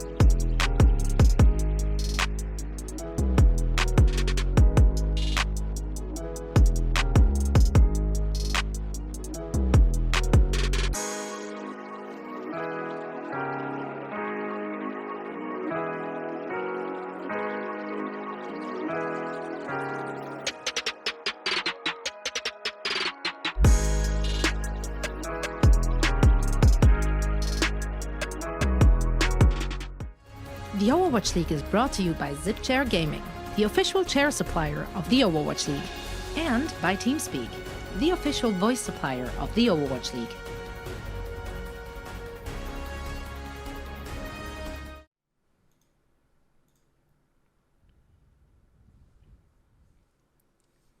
Wagwan, my G's. Welcome back to the Overwatch League, everybody. It's time for some late night games for us in LA, but you know, where you're watching, could be the morning, could be the afternoon. Give you the old Brennan special, you know, you just drop that line in, that's how you know it's a late night cast. This time, the last two games of the night are going to be casted by myself and Joshua Sideshow Wilkinson. So welcome back, everybody. And my word, what a banger it is going to be. Shanghai versus Seoul, Josh. This has the makings of one of the greatest matches we've ever seen, ever, in the history of sports. Okay, I mean, you always manage to take a match that really should be great, and you oversell it somehow. How have you managed to oversell? To next levels, bro. Okay. I elevate it.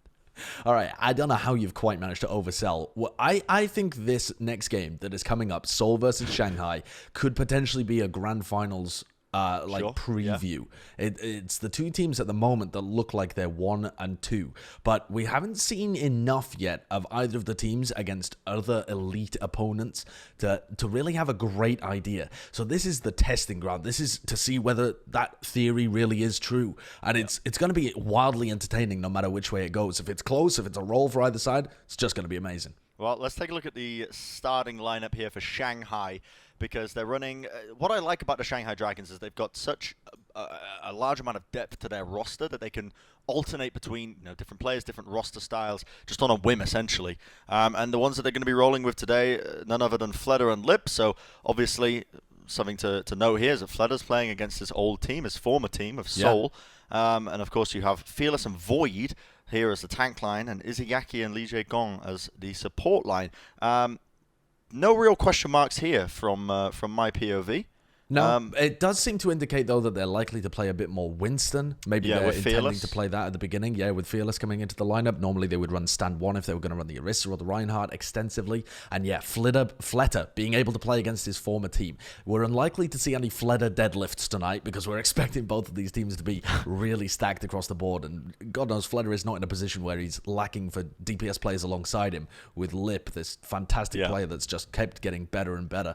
But you've got to want a little bit of vengeance, I think, from the Seoul Dynasty that let go of you in the offseason. You want to prove that you're the kind of player that could have got them that championship. Now, on the other side of things, now, Josh, I know you really want to dive into the roster itself. You get really excited when we talk about rosters. I do. But Seoul have put together a magical package for us to witness before this match. Let's take a look at it.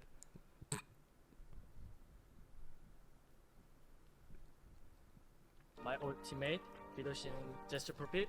I want to beat them. Tiger Nation. Yo, get the hell out my zone. Champion is my throne. I just chugged it up slow. I look on my team swole. Hit you with a bomb, bomb, bomb. Shadow with a breakdown. Skies are red, the man down. Sounded like bomb, bomb, bomb. Bomb, bomb. You don't want none. You don't want none.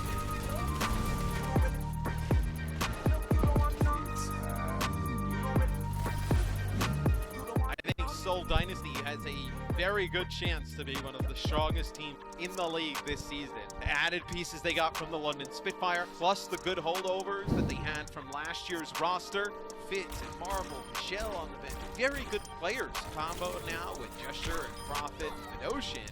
You have a powerhouse team.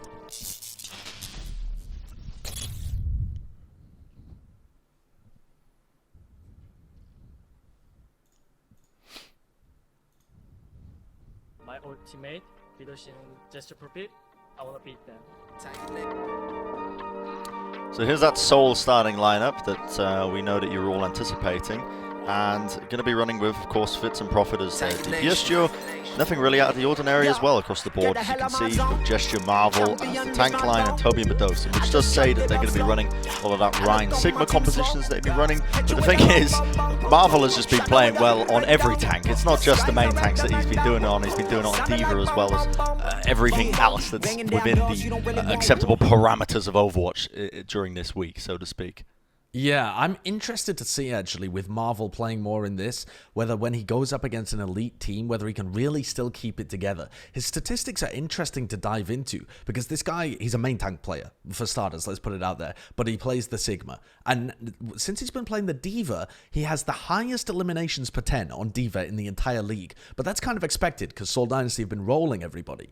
But he also has the 3rd highest deaths per 10 minute on D.Va. So now coming up against another team that's we anticipate to be at the same level as the Seoul Dynasty, I'm wondering whether the Shanghai Dragons can abuse this factor, try and force Marvel onto D.Va as much as possible, see if they can get a little bit of a weakness exploited there. Let's take a look at our map set as well as we're about to head into the game. I think the players are all ready. And it's going to be Oasis, which is map number 1, followed by Hanamura and Rialto, which we're going to be guaranteed to get to a little bit later. And then, of course, Hollywood, Nepal, Lijiang Tower, Busan, all the rest of them, maybe we'll see them. Josh, you know what? Despite the fact that it is currently 2:38 a.m. in Los Angeles, I want to see this match go to distance. If we saw this go to map 7, I am okay with it. Map 9. Map 9, I mean, it could go to map 9, right, if we see some draws. Maybe? No. I think it's map 7. I think it's possible to go map 8. I think that's theoretically possible. I don't know. I mean, you could draw on escort maps as well, couldn't you, if we're really testing the theoretical bounds of the universe. But I think that this game has the potential to be a doozy. Now, just before we start, though, Super on his stream, I want to read you a quote from Super, the player from the San Francisco You're pulling up Shock. quotes. Yep. Super Okay. said, one of these teams is going to get hard exposed, in my humble opinion. One of these teams is going to get bleeping rolled. Can you say it in Super's voice?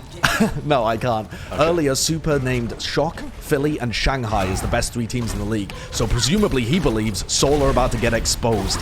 Let's see whether that happens or whether we get that incredible match we believe. Well, here we go. The teams are clashing on Oasis. On the upper areas now, as you can see, of Gardens, they're going to be exchanging shots for now, running almost mirror compositions, slight changes when it comes to the tank line and support line, but immediately it's going to be Prophet who picks up the first kill onto Void. Can I get any more, though? Traded out as Marvel will fall, adding another death to the statistics there, ranking himself up. We'll see if Prophet can get anything else done. He's going to use the ice block pretty early just to survive. Lipto on the high ground, flashbang, nice little left click there from the Peacekeeper, able to find the shots, not quite onto Bedosin, but he's already got the damage in and got the damage done. Still could be anyone's game here, it feels like, but Shanghai slightly edging this win in their favor. Yeah, taking better position with their players, essentially. And I think Void Sigma, even though he died early on in the fight, I feel like the Rein Sigma is going to be better against the Rein D.Va if Marvel keeps playing this. I mean, for starters, Marvel isn't on a comfort role. He's better on the Sigma than he is on the D.Va, just hands down. There's no contesting that. And also, the Rein Sigma just plays better against the Rein D.Va, I think, overall. The Seoul Dynasty are going to struggle to get value out of this unless Marvel's constantly on the high ground, tearing around the Toad. Ice Wall comes up from Shanghai. It's a little bit late, though. And the Ice Wall as well comes out from Seoul to try and block this Deadeye. Prophet having to use the Ice Block to just mitigate a lot of the damage there, but the damage is done. And look at this Lip on the flank. Huge Bionade as well, collapsing into the Fearless using the Earth Shatter just to really slam down as many players as possible. Gesture and Toby, they hit the deck and allow Shanghai to once again gain, or at least hold control at this point, and just keep accruing and rotating those ultimates. Yeah, they'll keep building up. Fleder now close. Oh, Fleder actually does have his Blizzard, and Prophet about to get his in return as well. The Ana is a big difference maker here as well for the Seoul Dynasty. They don't have that immortality field to work around, but they can play more aggressive, they can play with the nano boosts. They also have a lot more utility as well to be able to deal with. None of that is going to get eaten by a D.Va on the opposing side. So here we go. Flux to engage. Nice aggressive play by Shanghai, but Fitz is taken down. There you go. The Graphitic Flux sent in straight up in the air. Fitz was just exposed to the elements, and Lip is absolutely dominating. He's already got 2 kills, make it 3. He has the high ground. And no, I'm not going to be making any prequel jokes. This match is far too good for it. Shanghai still in control. Lip is having a field day. That's a bit of an overextension, though, from Shanghai. I'm not sure what that is, but Seoul have taken advantage of it straight away, and they've managed to get 3 kills. That is actually quite unacceptable from Shanghai. That's a huge overextension for the Shanghai Dragons. I was about to sing their praises. Oh my goodness, Lip is just taking them straight back into it as well. This should have been a slam dunk, no control, no possibility for the Shanghai Dragons to get back into it, but Lip almost opened it back up for his spawners to get back in.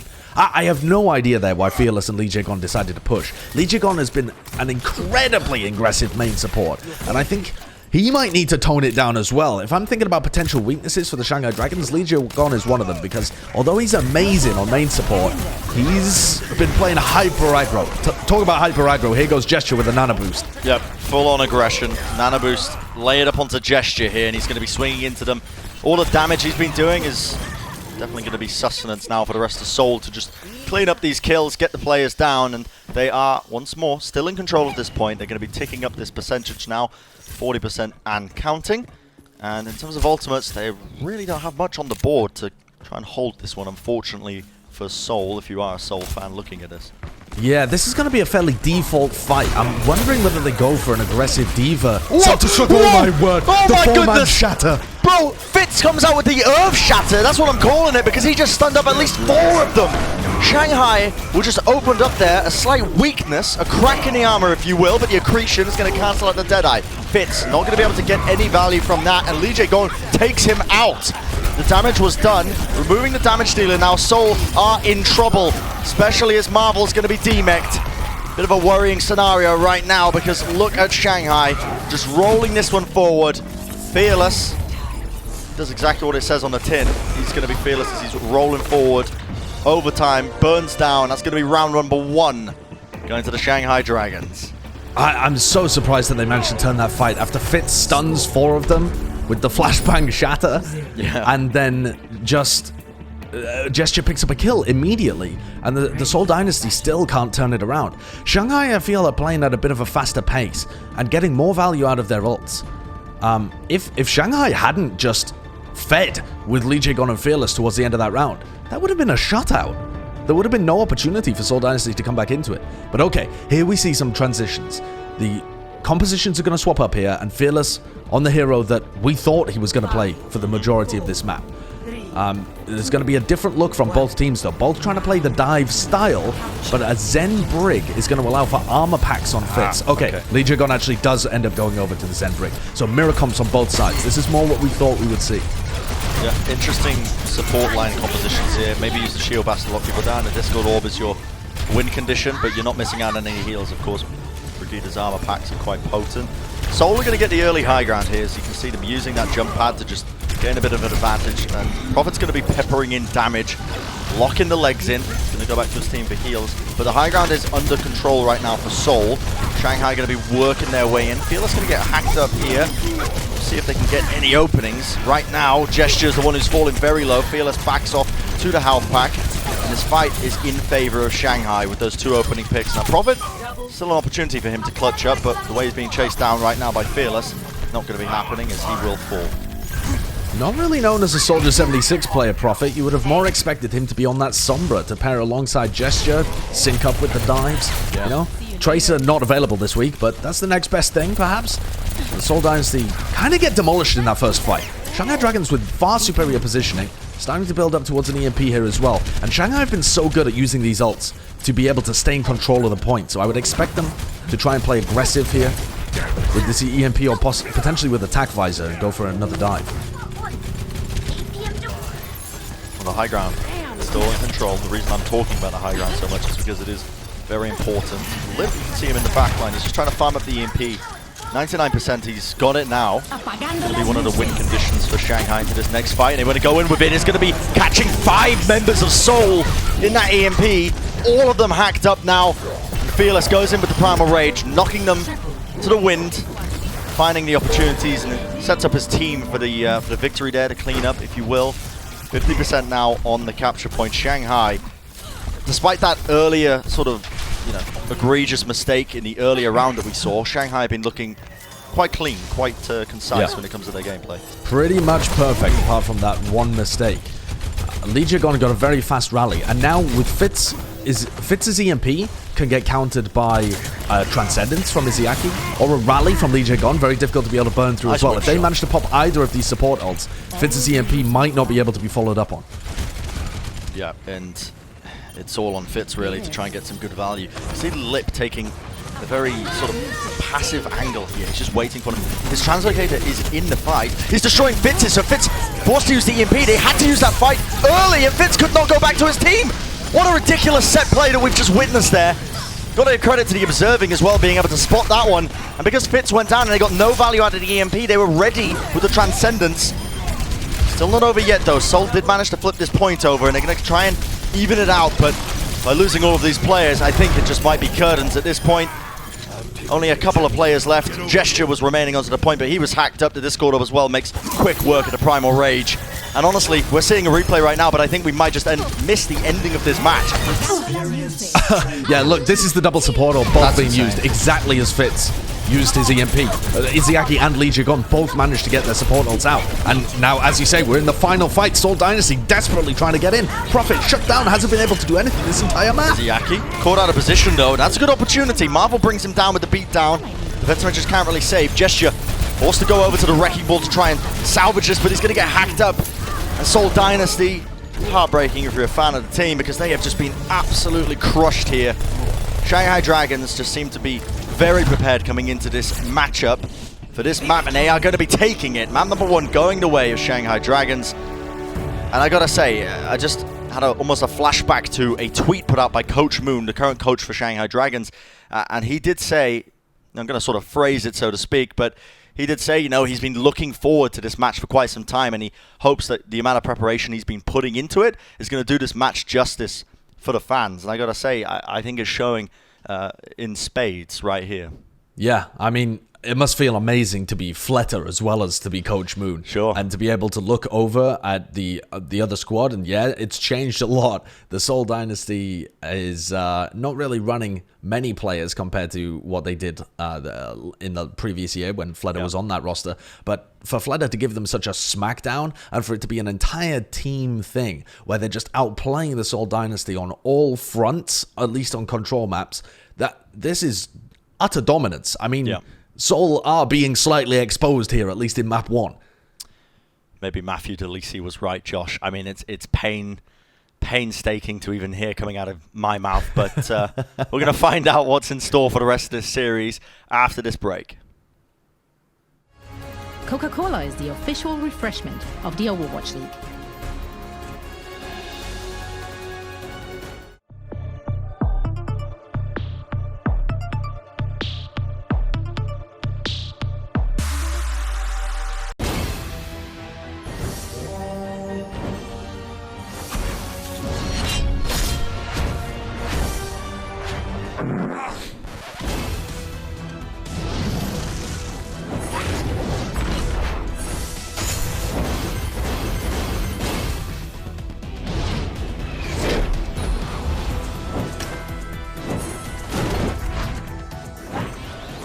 Legend of Soulguard. Download now.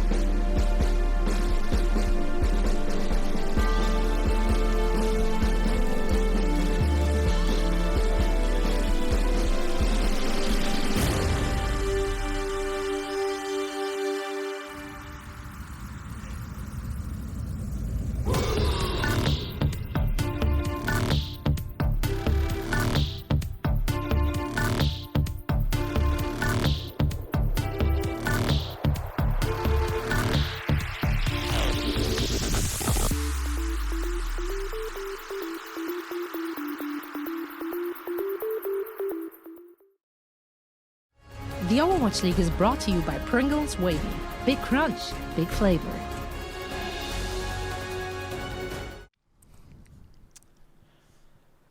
Welcome back, everybody, to the Overwatch League. I just had a sneezing fit off camera. You all missed it because we were in a break. We timed it perfectly. None of you saw it. It was fantastic. But I'm telling you about it now, so I guess that's... ruined. Ruined. Void the point. But why am I talking about my sneezing, Josh, when we've got this match at hand? Shanghai versus Seoul. This is the match that we were all looking forward to because it was going to decide who is going to be the king of the Asian region, who is going to be sitting on the throne. And so far, it's looking like Shanghai have got an early lead. It definitely is. I mean, that was a dominant display on our first map of Oasis, and that's actually the first map that the Seoul Dynasty have lost in 2020. Up until this point, they only drew a map against the Gladiators. Other than that, they were only winning. Only winning.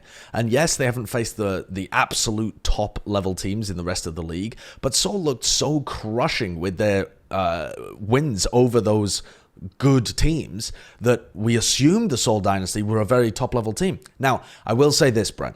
It might be easy as a Seoul Dynasty fan to disregard that previous map. Sure. Marvel was only able to play the Diva. We didn't see this Sigma head-to-head. You're telling me they got unlucky with the RNG of the maps, the rounds? We didn't see University? No, I don't think so, because I think University, maybe, they could have had some value there, but on Gardens, they just chose not to play it. Right. So I think maybe strategically, they were a little unprepared coming into that match to put Marvel in his best role. But if we truly see these two teams going head-to-head on Ryan Sigma compositions, maybe Seoul can get it closer, or at least have an opportunity to win these maps. Because that first map, they had no opportunity to win. They were barely able to get a foothold in the game. So Seoul need to turn some things around here, need to dig deep and get back on the same level as the Shanghai Dragons. Both of these teams are statistically the best that we have in the league right now, but that's just because they've dominated everybody else. They haven't faced that caliber of opponent yet, and this is our first chance of being able to witness that. Well, here we go. Look at Fearless's positioning here. These teams are going to get ready. Fearless holding up a shield, getting an early fire strike, gets ate up by Marvel though, so you can see that he's not going to be getting any early ult charge. That was the intended response from that kind of play. You can see, well, Fitz ends up eating a fire strike anyway, so all of Marvel's hard work is for naught. Looks like they're going to be making some composition changes, perhaps, teasing it. So, yep, some switches across the board here, Josh. Marvel goes over to the D.Va, so again, forced to play that role by the Shanghai Dragons compositions, which are utilizing the Pharah. The Sigma is really quite bad. Double shield compositions, not great against the D.Va. Sorry, against the Pharah. And Fitz just melts immediately. A nice Bionade that Marvel doesn't eat. It does seem to me like a lot of the plan here is to put Marvel in an uncomfortable position. Yeah, and early days yet when it comes to the strategy of things, but if that is their intended idea of what they want to do against Seoul, I mean, who can argue with the results thus far? Because it does feel like that they have spotted this this weakness from Marvel a lot earlier on. I mean, we were reading it in the statistics when you said, I believe, was it the third highest death rate in the League of Divas. They are sort of exploiting that to a degree, and you can see this damage that Flood has been putting in with the damage boosted rocket. Good entry though this time. Good entry. Seoul managed to get through the choke without losing anybody. Nobody's even weak either. So Seoul are going to continue to rotate, but they cannot lose anybody as they move around this map. And eventually they need to get onto Izzyaki or Lip. A little bit of a double fake here. They're moving around. They're going to use the nano boost here onto Fitz, and Lijiang goes down. Huge Earth Shadow from Fearless though to try and turn this one around. The barrage by Fleder, it's unleashed, but it's brought to an end as Marvel just flies into him, causes Fleder to just basically fall here. But does not matter. Lip's able to clutch this one up in the end. He's hitting the shots. I mean, they're staggering Badosin. It's always risky, I think, staggering anyone other than a D.Va, because you might end up in a scenario where they end up getting a kill by accident. But I think it's quite unlikely that the Ana gets a kill, well, you know? Here's the thing, Josh. You never see me play Ana. I've seen Badosin play Ana, and he's fantastic at it, but even he isn't getting a kill against the Shanghai Dragons composition right now. And I like that as well, because they bought a bit of time for people to get back into the fight. Yeah, they need to kill Lip here. Lip has been a freak so far this match. He's been unbelievably good. Fitz with the Deadeye. Gonna end up using it on the front line there, so Fearless will be going down, but it's gonna be the counter Deadeye by Lip. Doesn't get anything done, but these shots are ridiculous right now. The flashbangs are on point. He's hitting everything right now. Kill feed, I should say, just lighting up.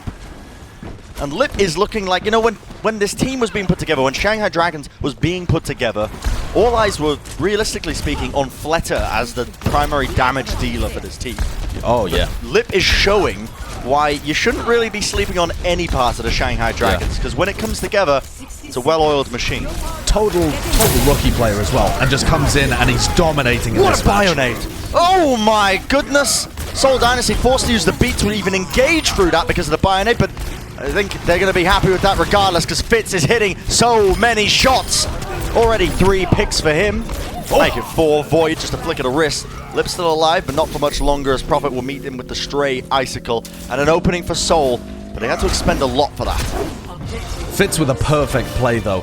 They managed to roll their way in. Great use of the freeze from Prophet to isolate Fearless with his wall and then freeze him up, get the pick on the Reinhardt really early on. And Fitz constantly looking and monitoring for that Pharah Mercy combo and manages to find some beautiful shots onto them. Took Seoul Dynasty a long time, but now they have 4 ults coming into B.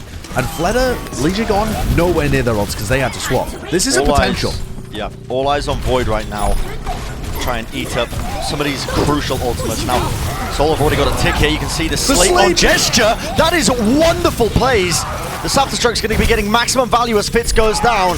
Salvageable right now, but Seoul are walking away with it right now. They have 2 ticks. The Earth Shadow comes out here from Gesture. It's going to connect onto a couple other players, bringing them down onto the ground. But Shanghai are getting the spawners back in, and they are going to be able to battle back find the opening picks that they needed to just kind of stop the bleeding there, per se.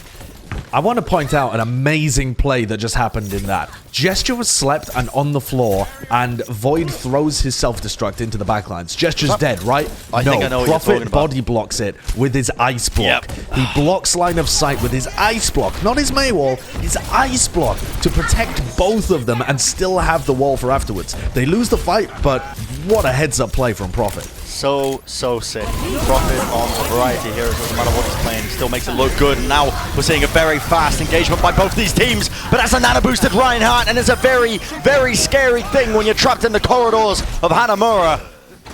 All that damage has to go somewhere, and in this case, goes straight to Fearless's head and his ult charge. Not to imply that Fearless has an ego, but... Void was taking an off angle on the lower level, and he managed to find completely free damage. So as the Seoul Dynasty push in up the staircase, Void is just shooting them, and they're not pushing Void out of position. They need Marvel on the Sigma to push Void out of position, and now he goes over to it. Now we're seeing Seoul at full potential with Marvel on that Sigma, no longer crippled by having to play Diva.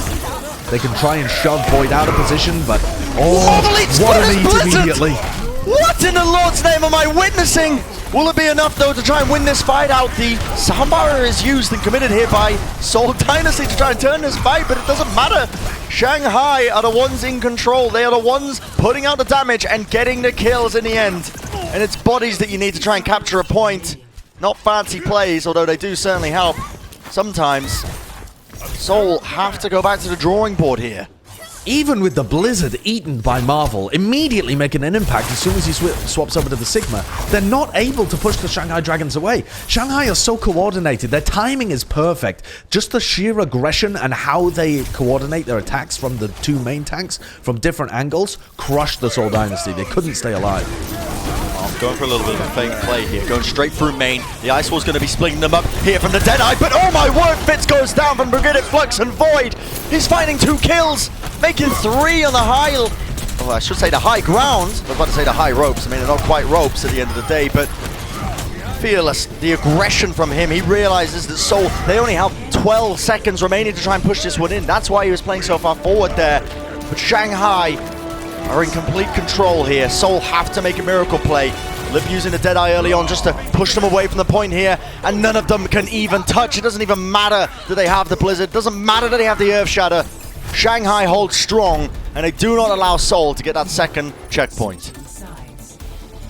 Great play from the Shanghai Dragons. I want to point out that every single time Seoul Dynasty push, Shanghai have already got a plan of which ults to use and exactly how to use them. They're comboing the Fluxes, they're getting Deadeyes off at the end, they had the aggressive Blizzard play and everybody dropping down. This is a team that knows precisely what their plan is at every moment based on where Seoul are pushing and what ults are up. The communication is amazing in this team right now, and the amount of pre-planning going into their defense was sublime. But having said that, this is still a winnable map for the Seoul Dynasty. You know, full holds on B, they happen fairly often. Even though we saw some full captures of Hanamura, there's still been a lot of first point holds and second point holds on B. So Seoul are not out of this yet. They can still tie it up 1-1 at the half. Yeah, Salt, it's not uncommon, as you said, for teams to get those get the holds even, you know, on this first checkpoint here. If you can shut out a team for 4 minutes. Yeah. Shanghai's comp that they're kind of teasing us with here, I imagine they're gonna switch some things up, possibly. But Fleta teasing us here with a little bit of May action fire as well to try and bust open this. Lip going to be moving over to the Symmetra, probably not going to be permanent just to get the team. I don't know. I think this might be a sim strat. I think that they're just going for the straight to point kind of sim strat because the Izayaki Batiste gives it away. You definitely want to be running the Batiste if you're going for a sim strat. Yeah, you don't need the Lucio for the speed boost, just TP straight to where you need to be. They're just trying to take positioning, and they TP on, so they're going to be using the Ice Wall to flash the TP. But nice Fitz flashbang.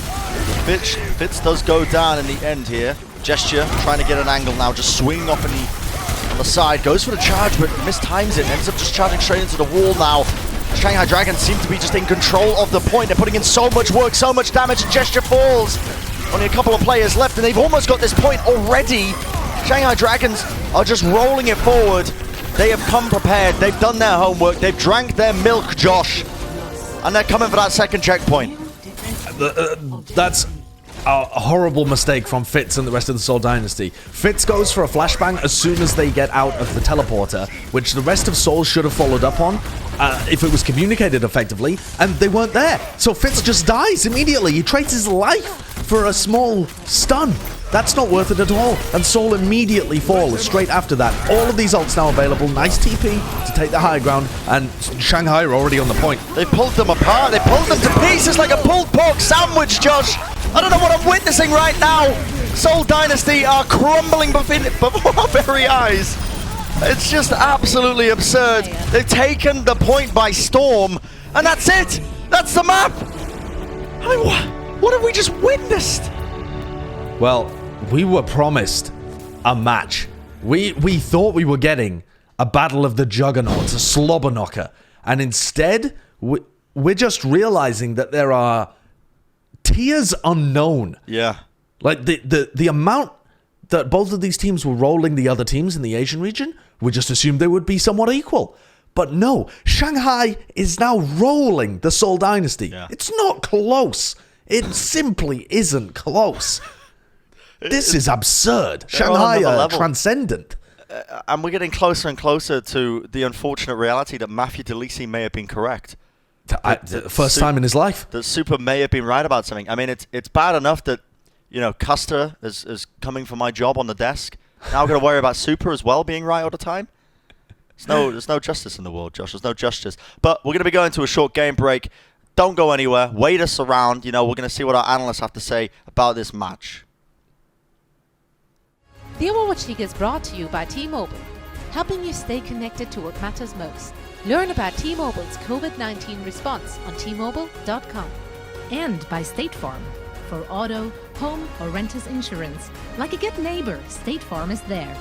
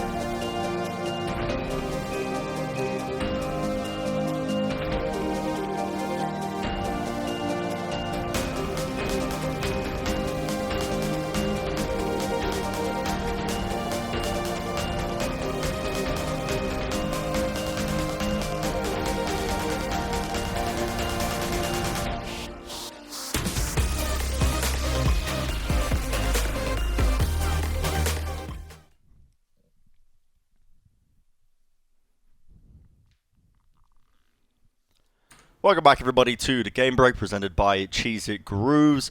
And we've just witnessed an absolute one-sided slobber knocker thus far between the Shanghai Dragons and the Seoul Dynasty. Something that we weren't expecting, something that we've been iterating this entire series has been that we were anticipating this to be the battle of the juggernauts. But right now, Shanghai have done their homework and they are looking stellar. They really are. Shanghai are proving to be on a total other level. And I think a lot of it comes down to tempo, honestly. The speed at which these two teams are playing at. Shanghai is making decisions so much faster than the Seoul Dynasty is. And for them to get back into it, they've got to be on on the same page. They've got to be on another level in terms of their teamwork and their coordination. And that might sound like vague terms, but it really is. It's making decisions fast, like the Shanghai Dragons are. Otherwise, you get picked apart. So as we move into the crunch time presented by Cheez It Grooves, Josh, I mean, I don't believe you've got any plays for us, but what can Seoul Dynasty do to make it back into this game? You know, what can they do to battle back here? Well, I think Hanamura is a good example, right? You take the 2 fights that happened on Hanamura when the Seoul Dynasty were defending. Sure. The first one, they know that there's a Symmetra. They should have a plan set up for what to happen, for what to do when the Symmetra teleports into you. And there was a plan. It was for Fitz to flashbang and for them to collapse on the stunned players, presumably, and to at least force out an immortality field and then re-engage afterwards. That plan totally failed. Fitz was caught out immediately and died first. The next fight on point B, because there were only 2 fights, they got absolutely rolled. Fitz was the first death again. So Fitz, I believe, is trying to make these plays happen, and instead, his team is not with him. Whereas you see on the other side, Lip is so perfectly supported at all times. When Fearless goes in for these plays, Void is backing him up. They know what ults to use. They're perfect in their timings.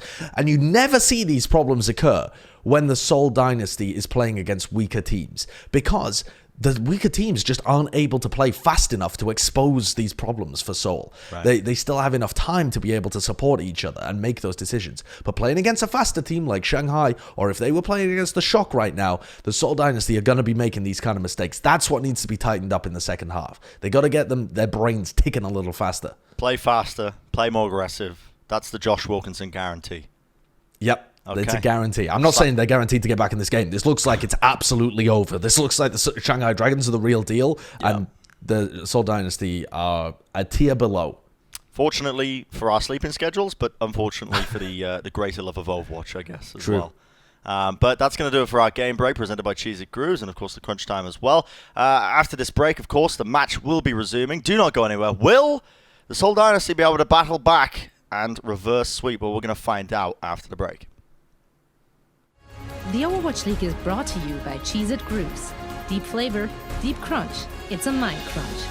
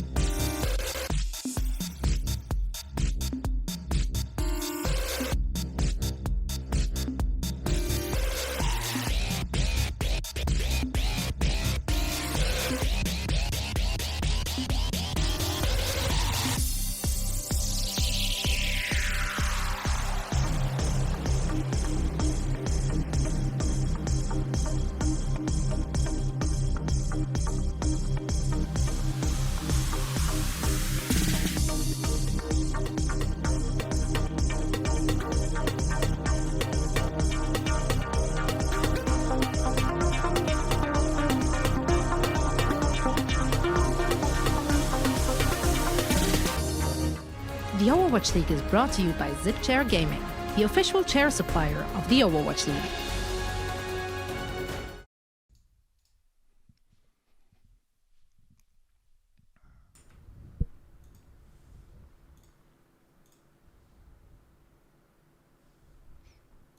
Welcome back, everybody, to the Overwatch League.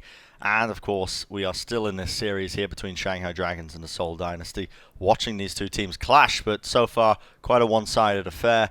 And we're about to see, can the Seoul Dynasty achieve the impossible, something that we haven't seen for quite some time? Can they reverse sweep it? If it's going to happen, it's going to be happening on this next map, Josh. Yep, and the next map is Rialto. Rialto's quite an interesting one. We've seen the Asian teams play a lot of Pharah to counter double shield. And so my theory is that the Shanghai Dragons will probably play the Pharah here in order to force Marvel onto the D.Va. We'll see if that ends up still carrying on as a theme. Because honestly, if I'm the Shanghai Dragons at the halftime, it almost seems like you can just beat these guys playing no matter what. They were playing just a straight up Rhine Sigma battle, and they were battering the Seoul Dynasty. Just annihilating them. Much better flanks on the Sigma. It's not that the individual level is necessarily better from Void compared to Marvel, but the team's understanding of where to have them positioned and how that applies pressure on a team that's pushing in was sublime. It's elite level Overwatch being played by the Shanghai Dragons. They really look like they've adapted to every meta that's come their way. They've got all of the ability on the roster you could possibly ask for, and the team coordination. This is a scary, scary team. Yeah, definitely looking very formidable, and the Seoul not quite up to scratch of it. I mean, I just want to bring back, because I do find it interesting as well, that Super, Matthew DeLisi, made the comment saying that this would be a game. He didn't say who, but we can also kind of imply that he was talking about Seoul, where a team would have their weaknesses shown and sort of bare to the world almost. Definitely what we've seen here. I mean, the aggressive tempo that Shanghai have been playing and the inability of Seoul to be able to keep up with it. I can imagine this kind of scenario actually repeating if it was the San Francisco Shock playing instead of Shanghai here. Sure. Yeah, and I think that the Seoul Dynasty have... listen, let's not go too overboard. The Seoul Dynasty have still been demolishing teams. They annihilated both of the LA teams. Gladiators is a very good team. They also annihilated, who was it? The Hangzhou Spark, I believe. Am I remembering things correctly? Seoul played against Hangzhou recently. Do not ask me. I mean, what time is it? Yeah, it's 3 a.m. and the knowledge of Overwatch has evacuated my brain. Leave the history to Wolf. At that point, it's ancient history, mate. Happened yesterday. Just leave it. Yeah, so the Seoul Dynasty, anyway, dominated their game yesterday as well, playing against a reasonably good opponent. So they've proven that they are, like, at least tier 2, but it seems like there's an enormous gap between tier 1 and tier 2 in the Asian region that doesn't really seem to be evident, or as evident, in North America. You think about that the other way around. The Dallas Fuel were able to take Shock to 5 maps, whereas this is a total stomp between the first and the second best team in the Asian region, as far as we can tell. That's weird. Is it just that the Shanghai Dragons have come in quite prepared for it, though? Could we see next week that Seoul step up their game and that they end up playing up to the same level and they're able to deal with the tempo of the Shanghai Dragons? It's possible. The teams can definitely improve and keep adapting. There's hero pools, right, that change things up and mix things out all over the place. But for this match, it's all going to come down to Rialto. If you're the Seoul Dynasty, you cannot afford to lose this. And they're going to come out and witness Fleda again on the Pharah, on the defense, which forces... Okay, I was going to say forces Marvel to play the D.Va, but instead the Seoul Dynasty are going to bank on running this double shield, putting Marvel on a comfort role, and just allowing Fitz to try and dominate that Pharah Mercy. No. He's moved back. He's moved back over to the D.Va. Oh, he has. I thought that was a weird decision. Yeah. Fitz needs more help than that. But you can see that they're uncomfortable, right? They wanted to play the Sigma. Yeah. But the internal discussions within the team, they decide Marvel has to go back to D.Va. The hesitation there was evident. And now we'll see what Seoul can do here. Now, I do want to show Seoul some respect here. I do think that they're capable of reverse sweeping. We know that there's some high-quality players on this team. They get it in order and sort of match the tempo of Shanghai that they're playing into them right now, but they do look a little bit lost. You can see Marvel as well trying to work around these off angles, trying to eat up these rockets now, these damage boosted rockets from Fleda. That's going to be the name of the game. Remove the 1 win condition that they have. And now the go button's being pressed. He's going to try and chunk down at least Lijiang, but Lijiang instantly gets healed back up. Fit's going to be peppering in a couple of shots though, but they're being disjointed now by the rest of the team, and Fletter takes full advantage while Lip just demolishes the front line. Prophet's not going to really be saying, you know, get away from my main tanks, lad, okay? Hits some of the icicles, but is going to be forced to reset and back off because the rest of his team, well, they're back in the respawn queue. Now, Lijiang goes for a resurrect on Lip, and Fletter actually dies, so I think that's a mistake from Lijiang. If they had just allowed Lip to come back with the team, they had got the kill on Prophet late enough that I think Lip actually manages to get back into that fight. And now Fletter is going to be a little slower, so Seoul Dynasty can press in here without having to worry about the Pharah. That gives them so much more space. Fearless goes down with the Earth Shatter, he lays it down, it actually connected onto 3 targets! And he bought some time now for the rest of Shanghai to get back in. Gesture slept up, pinned against the wall. Fearless wins that 1v1. Shanghai, despite the fact that they ended up losing Fletter, it wasn't available for the start of that teamfight when it kicked off, still able to buy enough time to win it in the end. And actually, Fletter opened up with the first kill. Immediately kills Fitz as soon as he gets back into the fight. The Seoul Dynasty had the space that they needed to enter, at least get a good beginning to the fight. But after that, it all went wrong. Another point here as well, Fearless is ruining Gesture. He's making him look like old Gesture where he forgot how to play Reinhardt. Gesture's been killing people on the Rhine recently. He's been improved, He's looked so good. And in this match, Fearless has just had his number every single time. I'll say though, when the going gets rough in a game, when nothing really goes your way, sometimes those fundamentals can just go to the bin and go to the wayside. Maybe that's what we're seeing here, because Prophet eating up these rockets. Ends up using the Blizzard here early on, and that is a bit of a mistake there from Fletter, trying to use the Barrage, trying to get away with it because it's opened it up. Blitz gets 2 kills. Fletter going to get resurrected, but Fitz immediately on him. See the Deadeye going to be utilized here. Marvel going to be demeched here. Taken out as well by Lip, but this choke point is brutal to try and push through. Soundbar is going to be used. The aggression, but look at that Earth Shatter by Fearless! He shuts down any sort of plays that Seoul were going to be going for here. The Nano Boost is utilized, but Fearless will be going down. Big Bionade from Badosin shut down a lot of the healing that he might have been getting there from his team. They're able to find that kill because of it, but it's not over just yet because Shanghai have surrounded them like a colony of ants, just attacking a banana that's left out in the sun for too long. That's exactly the image that came to my mind as well, Bren. The Seoul Dynasty are making desperation swaps here. There's 10 seconds left. Just gone over to the Wrecking Ball. Lip and Fletter have just been dominant in this match so far. A full point hold here on Rialto would be the end of the line. Marvel having to use his self-destruct as well as Gesture gets onto the point. Uses the self-destruct. Lip with the Deadeye pushes them away. But can anyone even touch this point right now? It's hard.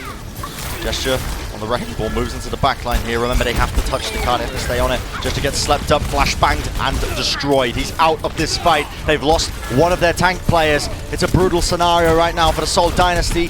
Their hopes and dreams are just crumbling before their very eyes for this series. Fletter finding the pick-off here onto Prophet and nobody able to touch the point. It's going to be the full hold before the first capture point whatsoever on Rialto.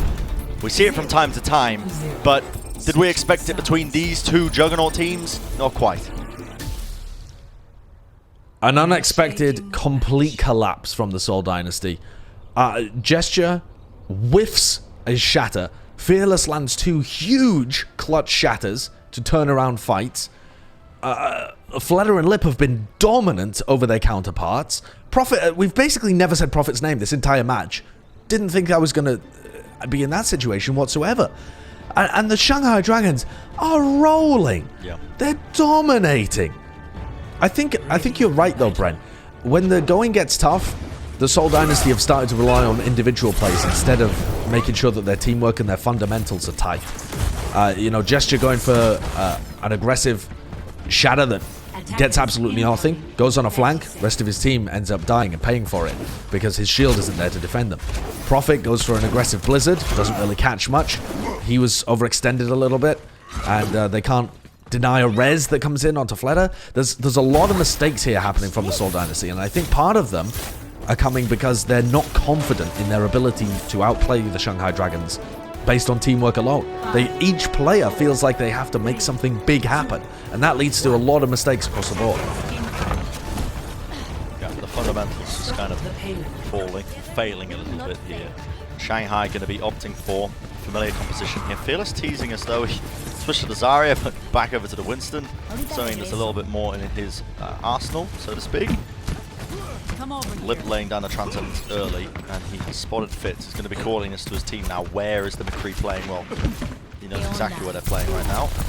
And it's going to be a coordinated attempt now as he's going to be peppering in a bit of damage here into Fitz. Fitz very, very low, and Flutter lays down the rockets from on high. And that's the kind of coordination that has just been so telling throughout this entire series.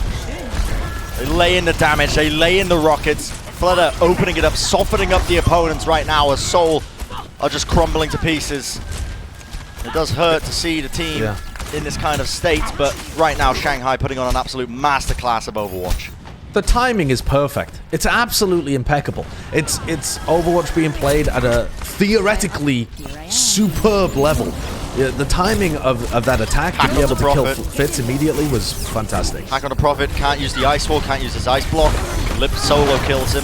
Nanoboost gets negated as Fearless dove into the background. Fitz gets a kill. This could be the start of some sort of turnaround right now, but they need to get more than just that. Nice little Bionade from Bados, and the individual plays are coming together right now. Decretion, not going to be connecting. Body blocked it in the end by Void. The Fearless gets resurrected back up. Still, Fitz is alive, but not for much longer. Li Jae-gong just beats him down, removing one of the damage dealers. Shanghai still in this fight. Now, Lip with that EMP, he's waiting for a good opportunity to use it. He's hanging about the upper sections right now on that balcony. Now he's dropped down, and they're going to be trying to coordinate some sort of play, just waiting for it. EMP finally goes off, connects onto 4 members of the team. Fearless takes out Fitz, the primary rage from Fearless in the backline, deals with Toby. Almost no sweat whatsoever. Finds Badosin off the tail end of it as well. It's only going to be Blizzard from Prophet to try and stave them away from the point. Gesture goes for a nice little Lurve Shatter. Will connect it onto 1, but I'm afraid that is going to be it. Going out with slightly a whimper. The Shanghai Dragons are going to be winning. Map number 3, GGs are called in the chat all around. A lot of respect being shown to both of these teams between the players, obviously, as you'd expect. But was it a GG, Bren? Was it a GG? Game? Yeah, you want to be that guy, Josh? If you were in that game, would you have just typed BG, bad game? No, I wouldn't have been disrespectful, obviously. But what I mean is, that was barely a game. Yeah. That was an utter stomping. There is a bigger difference right now between Shanghai and Seoul than between Seoul and the teams that they were dominating. That was an unbelievable role. Yeah. Shanghai's up at a total different level. It's quite absurd to watch, to be honest, because I thought this kind of level of Overwatch realistically was actually quite hard to achieve with the hero pool rotations every week. Yeah, normally you only see every this week when a team has been playing a singular composition for quite some time, but the fundamentals are just clean across the board, just fully clean. It's time for our player of the match, though, presented by Xfinity, and it is going to be Lip. This guy was on point. So Flashbangs, his aim was phenomenal. Fitz was, making it a little bit difficult for him, but the thing is, Lip, when he's being enabled by the rest of his team, when Flutter's softening up the targets, it's quick work, obviously, for him. Yep, Lip was phenomenal the entire time throughout this series. He had many clutch moments, the damage was hyper consistent, and there was nothing that the Seoul Dynasty could do to shut him down. There were many times where Lip should have been the person that was most exposed for Seoul. If you're running a McCree-Farah composition and your aim is to overrun the people on the ground, well, guess what? Lip is your first priority. Him and the Ana should have been exposed in this match, but did not happen. Lip was hitting every shot, perfectly positioned, always in a good opportunity to get a flank when he was playing the Sombra, perfectly timed with Fleta. I mean, this was a masterclass from all players, but Lip really showing that his mechanical skill is able to outpace the best in the world. Yeah. Well, the games don't end just there. After this, we are going to have another match. It's going to be the Guangzhou Charge versus the New York Excelsior. This is interesting, of course. New York just moved over to the Asian region. I believe they're all in Korea right now. And they had a pretty one-sided game the other day against Chengdu, but that's going to do it and finalize the series of Shanghai versus Seoul. What a ridiculous series it was, but for very different reasons. Still shell-shocked.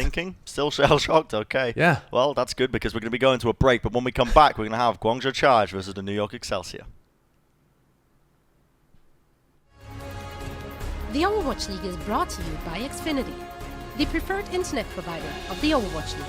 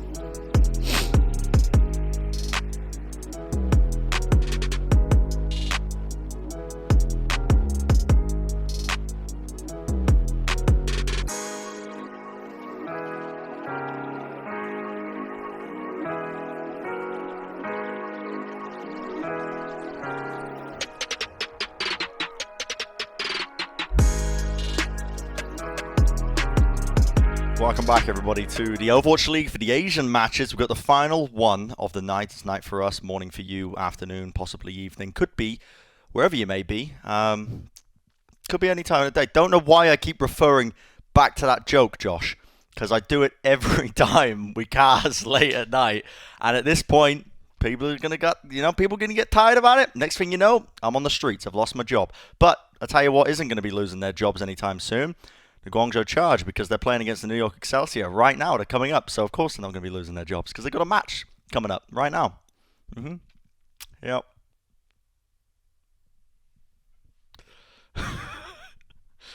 What do you think of it? What do you think of the match at hand? I think that this is a really interesting game, right? I feel like the Guangzhou Charge is in a position where they're like a middling Asian team, and they're playing against the NYXL who've just come over from North America, right? Yep. So this is a decent situation where the NYXL can prove that they are better than their... I don't want to say better than their record indicates, because their record is very good. But the teams they've played against were the Atlantic teams, who are lower down. So if they can beat the Guangzhou Charge very handily here, like they beat the Chengdu Hunters yesterday, this puts New York in a good position where people have really got to respect them as a top team. Yeah, I completely agree, actually. Coming into this match, I think everyone's got quite a few questions, because New York have come into this to this Asian region, per se, and kind of just dismantled Chengdu, but Chengdu haven't looked particularly strong right now. So they've looked up and down. So, but this week, I mean, I don't know if you watched the Chengdu game earlier, Josh, but listen, yeah, it wasn't great. It wasn't great, was it?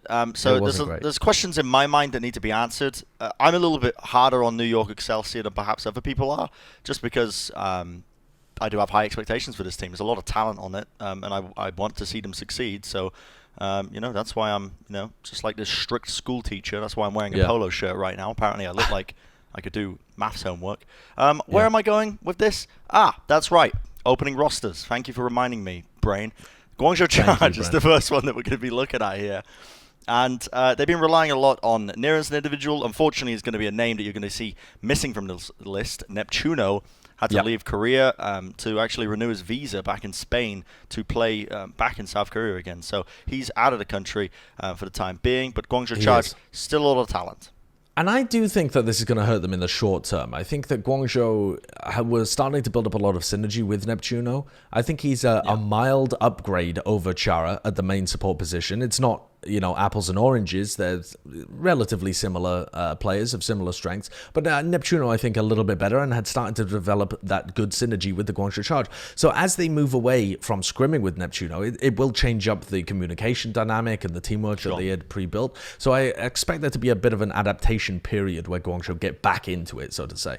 And they didn't have a great game yesterday, where they kind of got destroyed. Yeah. So as you can see, the Guangzhou starting lineup are, as we'd expect, Happy, Nero as the damage dealers, and Rio Krong as well as the tank line.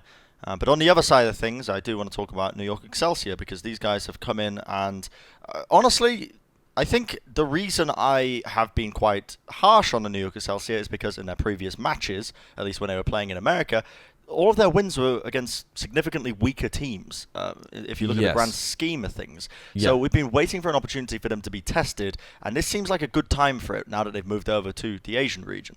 Definitely. I mean, all of the teams in the Asian region are at least decent. There's no bad teams over in Asia. And I think that they were kind of inflating their win rate a little bit and their statistics by playing against the absolute bottom of the Atlantic division. And there's a lot of weaker teams over there compared to the rest of the league, we believe. But the NYXL just came out and looked really clean when they played yesterday against Chengdu. So I have a feeling that this could be a very good roster again here today. They're not playing Who Are You on the May, which I think is a great adaptation. Jonax not playing too aggressive, another good adaptation. That was what really caught them out with their one loss when they played against Philadelphia. Yeah, and of course that starting lineup going to be Sabiobi, Libero as their DPS duo, as you've already mentioned as well. Who Are You not going to be playing the May. All around, New York Excelsior, it's their time to shine, really, isn't it? So it's going to be interesting to see what they do against the Guangzhou Charge. It's also a very good meta for them, I think, because you can get opportunities to run Jonak on the Zen and Animo on the Brigitte. Probably the best Zen Brig lineup that we have in the league, actually. And then they can have Sabiobi and Libero play the Soldier 76 and the Sombra or whatever divey kind of stuff that they want to play, which will be an opportunity here when we go into Busan, which is our first map. Absolutely, yeah. If we take a look at the map pool as well, as you can see, Busan is going to be the opening map. The players are getting ready. They're heading into it as we speak. The packets of data are traveling along the internet, a series of tubes that's been described in the past by various intelligent individuals, such as Abraham Lincoln. But I believe that was how he first described the internet back in the day. These teams, Bren, if you want a history lesson, you're bringing up Abraham Lincoln. Abraham Lincoln once famously said, New York and Guangzhou have only played once, and it was a 4-0 for Guangzhou. So that's They've really a bit only of a played surprise. once. Yep, because Guangzhou was a new team in 2019, and they only play once because they're not in the same division. You know, one's in Pacific and one's in the Atlantic. So didn't meet these two teams, didn't meet each other in the playoffs. They've only played once. It was a 4-0 sweep for the Guangzhou Charge. Control is also the best game mode for the Charge, so if they don't start out well here, it's going to look like a very different scenario compared to that last time they met. Well, teams are clashing, Josh, and it's time to play. Let's see what the New York Excelsior have got up their sleeves. They are taking quite a bit of damage early on. Sabiobi opens up though with the pick onto Shu. It's going to be removing a lot of the healing. Traded out though as mana will fall. But Happy now going to be searching for the shots. Will not find them. Animo is there. And it is a brawl in the upper section of the mecha base. But it looks like New York are coming out on top. And it is the right color of blue if you're a New York fan. That's showing up in the kill feed, or at least in the right area of it.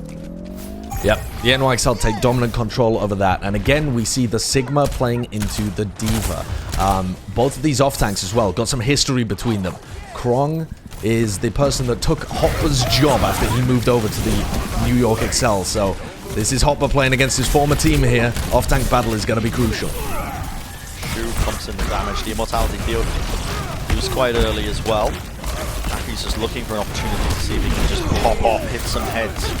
Try and get that mechanical skill, but look at that outplay! The flashbang from Sabiobi, he knew he was there, or he knew that he was going to be trying to make some sort of play. Brought him down almost immediately. Guangzhou, they just have to back off away from this. You cannot play into it. I've got to say, Josh, I think playing this kind of composition into the double shield like New York have so much staying power with this composition. They really do. They've got all the time in the world. It's going to be super difficult to play aggressive into them. Jonak's Immortality fields have been perfectly timed, and not a single ult has had to be used for NYXL. Guangzhou haven't even had an opportunity to use them, so similar situation for them. This next fight is going to be a big ult exchange, I think. Unless someone manages to find a pick really early on. Shadow laid down. It connects onto a couple of targets. That's more than enough for the New York Excelsior to take full advantage of. And look at that shield. I believe Mano there was trying to break the line of sight, if that still works with the Immortality field. Try and collect the kill there. It's lovely to see. Sometimes you see those high-level plays, just holding the shield in front while his team took care of him in the back line. And now Guangzhou forced to try and make some moves of their own. Libero does go down, as he was using the Blizzard aggressively, but the Blizzard going down, that was what he was aiming for. That was the win condition. New York take full advantage of it, and they're able to just clean them up. He was the only casualty. Guangzhou Charge have still not had an opportunity to use a single ult, because again, New York are playing high tempo.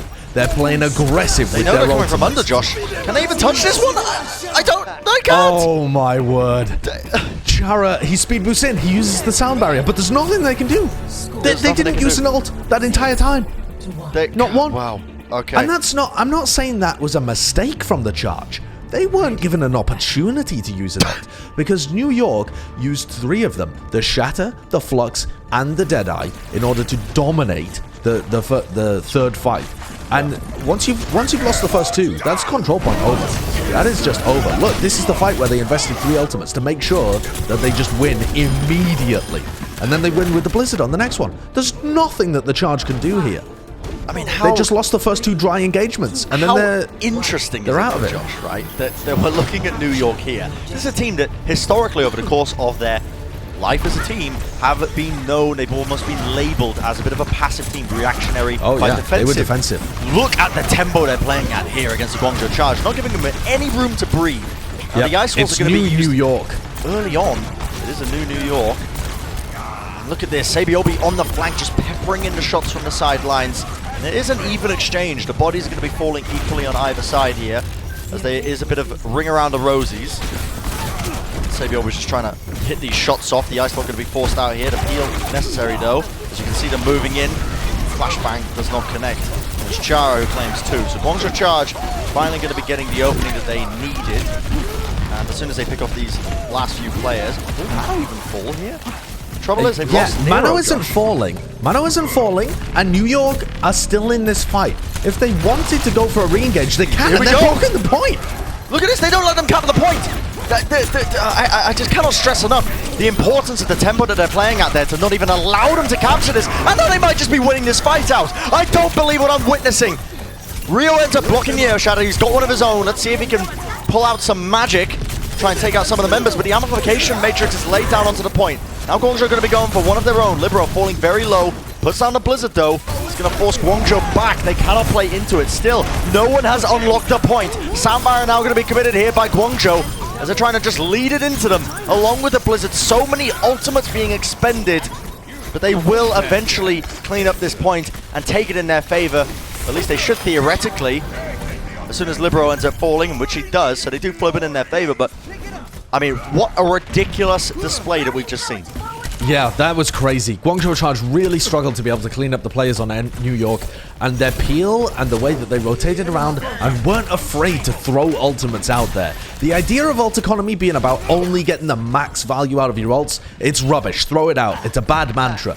Ults are just designed to get you to win the fight that you're currently in. And look at the amount of damage though coming out from New York immediately. The barrier's popped, but Sabiobi, he's already died. Yeah, Sabiobi going down.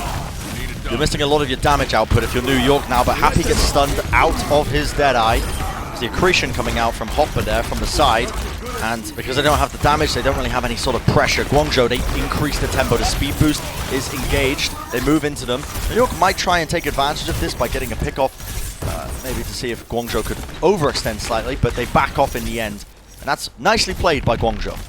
And the mark of a good team right now is how you stay in control of the point. The Guangzhou Charge should be playing aggressive with these ults, but they don't have a flux to be able to work with. So if they can play aggressive with a Shadow, see if they can set Rio up for a good opportunity, but he's getting pressured. Yeah, Rio being pressured. Krong has to use the self-destruct just to take some of the heat away from him. And you can see him getting stunned up there in the Blizzard. The Immortality Field gone. The charge into the back line means that Rio will be falling. And look at Libero just hitting these fade-away shots. Absolute magic before our very eyes. It looks like New York are going to be able to clean up the rest of these players here. Nero does get the ice block off onto the corner of the point, so this is going to be building up crucial percentage. Just necessary enough, and he will go down in the end, but they've stalled it out now. Over 80% in counting for Guangzhou. Even if they lose this team fight, they're going to be quite happy if they manage to get it all the way to 99. Yeah, definitely. A good stall for the Guangzhou Charge, and they've built up their ultimates as well. They didn't necessarily force any out of the New York Excel, but it's going to be a somewhat even fight to re-engage, and they have a long time to be able to do it. But you can just see that when the level of Overwatch is high, and teams are really good at using their ults aggressively to stay in control of the point, this first engagement basically defines who wins. The first raw engagement defines who's in control for the whole of the rest of the map. Block's now used by Hopper, and it sends a couple of the players up, and now we see the Earth Shadow. Mano was caught in the corner. He had to use something to try and get out of that scenario, but it's chaos in the close quarters here. Krong, though, uses little micro rockets, and he will find the 2 kills. Yeah. The New York in control of the point. Guangzhou, though, eventually are going to be flipping this over, and it looks like it's almost inevitable that they are going to take this round away from them. Really nice play by Nero, freezing up Mano, and Rio hit a huge shatter. Krong was just following up on that. And all they've got to do is clean up the stragglers, but that might be a little more difficult than it appears. Okay. New York are great at doing this. Engaging straight in with the beat, and now Chara goes down. The Deadeye from afar. Sabiobi slept up, and he didn't find any value of it in the first place, but Libero, he's hunting for a kill. The ice wall goes up. It's going to be splitting apart the Guangzhou Charge, and now the Blizzard as well as laid down. New York still in control at this point, and they're finding the picks on top of it. Layers upon layers right now. Mano managed to stagger it out, stall it out. He got the overtime ticking by switching over to the Wrecking Ball, and it bought New York enough time to get back in this fight. What should have been a sealed deal for Guangzhou Charge is now looking a little bit more sweaty. It definitely is. The Guangzhou Charge, they would have thought that they were in control there, but really nice final moment play from New York. Those are the kind of clutch plays you need to be able to get back in a game like this. Another engagement, nice wall comes out, separates Happy and Nero. Onto Happy, he knocks him out, and Sabiobi is set up for the kill. The fire strike laid into them. Guangzhou are in trouble here. They're pinned against the walls. Nice Bionade as well, connects onto Shu, and this has been Jonak really playing up to such a high level here. Mano, that's the BM charge, he tried to knock him off the map there. Krong, the last man standing on the Guangzhou Charge. He's going to get demeched, and that's going to be map number 1 going to New York Excelsior. That is some beautiful Overwatch, Josh.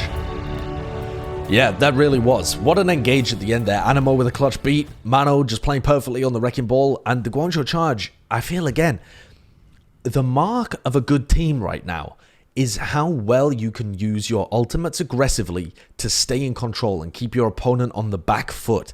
And the Guangzhou Charge just let their foot off the gas. They had New York pinned down, and they just stepped back, relieved some of the pressure, and New York came straight on back in. They need to be playing at a high tempo, like New York have been, and making sure that they throw ults in to be able to win these fights. Otherwise, you give them an inch, they're going to take a mile, and New York are straight back in that game, and they take map 1. Well, we have a game on our hands, potentially, as we see the Guangzhou Charge versus New York. New York currently leading 1 map. Are they going to be taking it the distance, or is it going to be a clean sweep from New York? We're going to find out after the break. The Overwatch League is brought to you by T-Mobile, helping you stay connected to what matters most. Learn about T-Mobile's COVID-19 response on T-Mobile.com. And by State Farm. For auto, home, or renter's insurance, like a good neighbor, State Farm.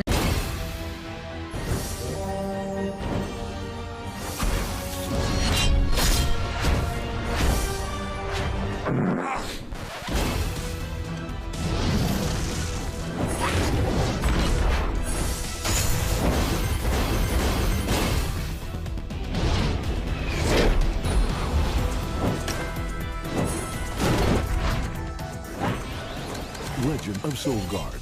Download now.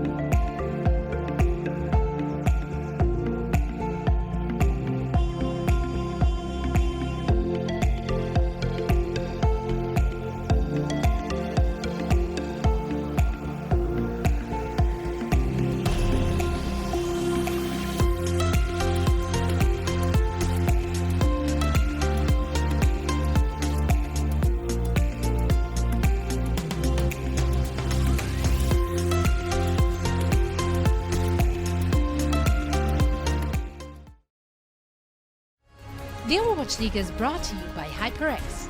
Unleash your style, unleash your fury, with HyperX Fury Memory.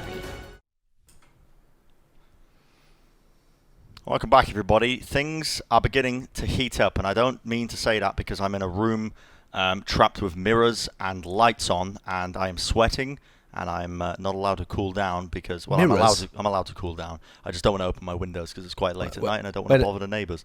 Wait a second, mirrors? You believe that mirrors? Yeah, I mean, I don't think the mirrors are heating up the room, but there's just a mirror. It was just the first thing I saw. Right, okay. I thought you were saying that the mirrors were reflecting heating heat. Yeah. Amplifying the heat. I mean, no, that's some Matt Morello science.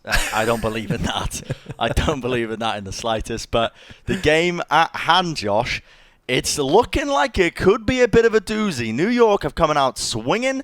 They're playing against a team that nobody can contest now. That no one's going to be coming out saying that Guangzhou are a poor team, you know. And finally, this is New York playing, you know, against a team that's sort of challenged them per se. But they're up to the task from what we've seen. And now we're going to be moving into Paris. It's a map where you see, you know, results here, there, everywhere. Did you know that on the outskirts of Paris as well on the map, that I don't know what's occurring here? Is this like a banquet hall? What do you think's going on? I mean, I don't know, Brent. Why do you believe it's a banquet hall? Because they're on the outside. They had a bunch of champagne and plates. Oh, right. I see. I think it's just a little restaurant. No, it can't be a restaurant. It's too fancy, to be honest. I feel like I also have to apologize because I've just jumped from conversation topic to conversation topic. Yeah. In the middle of this, but I might don't be want to hear your thoughts like on the game. the Palace of Versailles or something, you know? Versailles? You know? Yeah. That's on the outskirts of Paris. Yeah. There might be some kind of adaptation of that. All right, anyway, let's get into the game on a the little dirt. I might be able to tell where we are based on that. You are a geodetective. All right, so it's New York on the defense. They're going to run something very standard apart from the Brigitte, but you don't really need to make many rotations here, so opt in for that instead of the Lucio.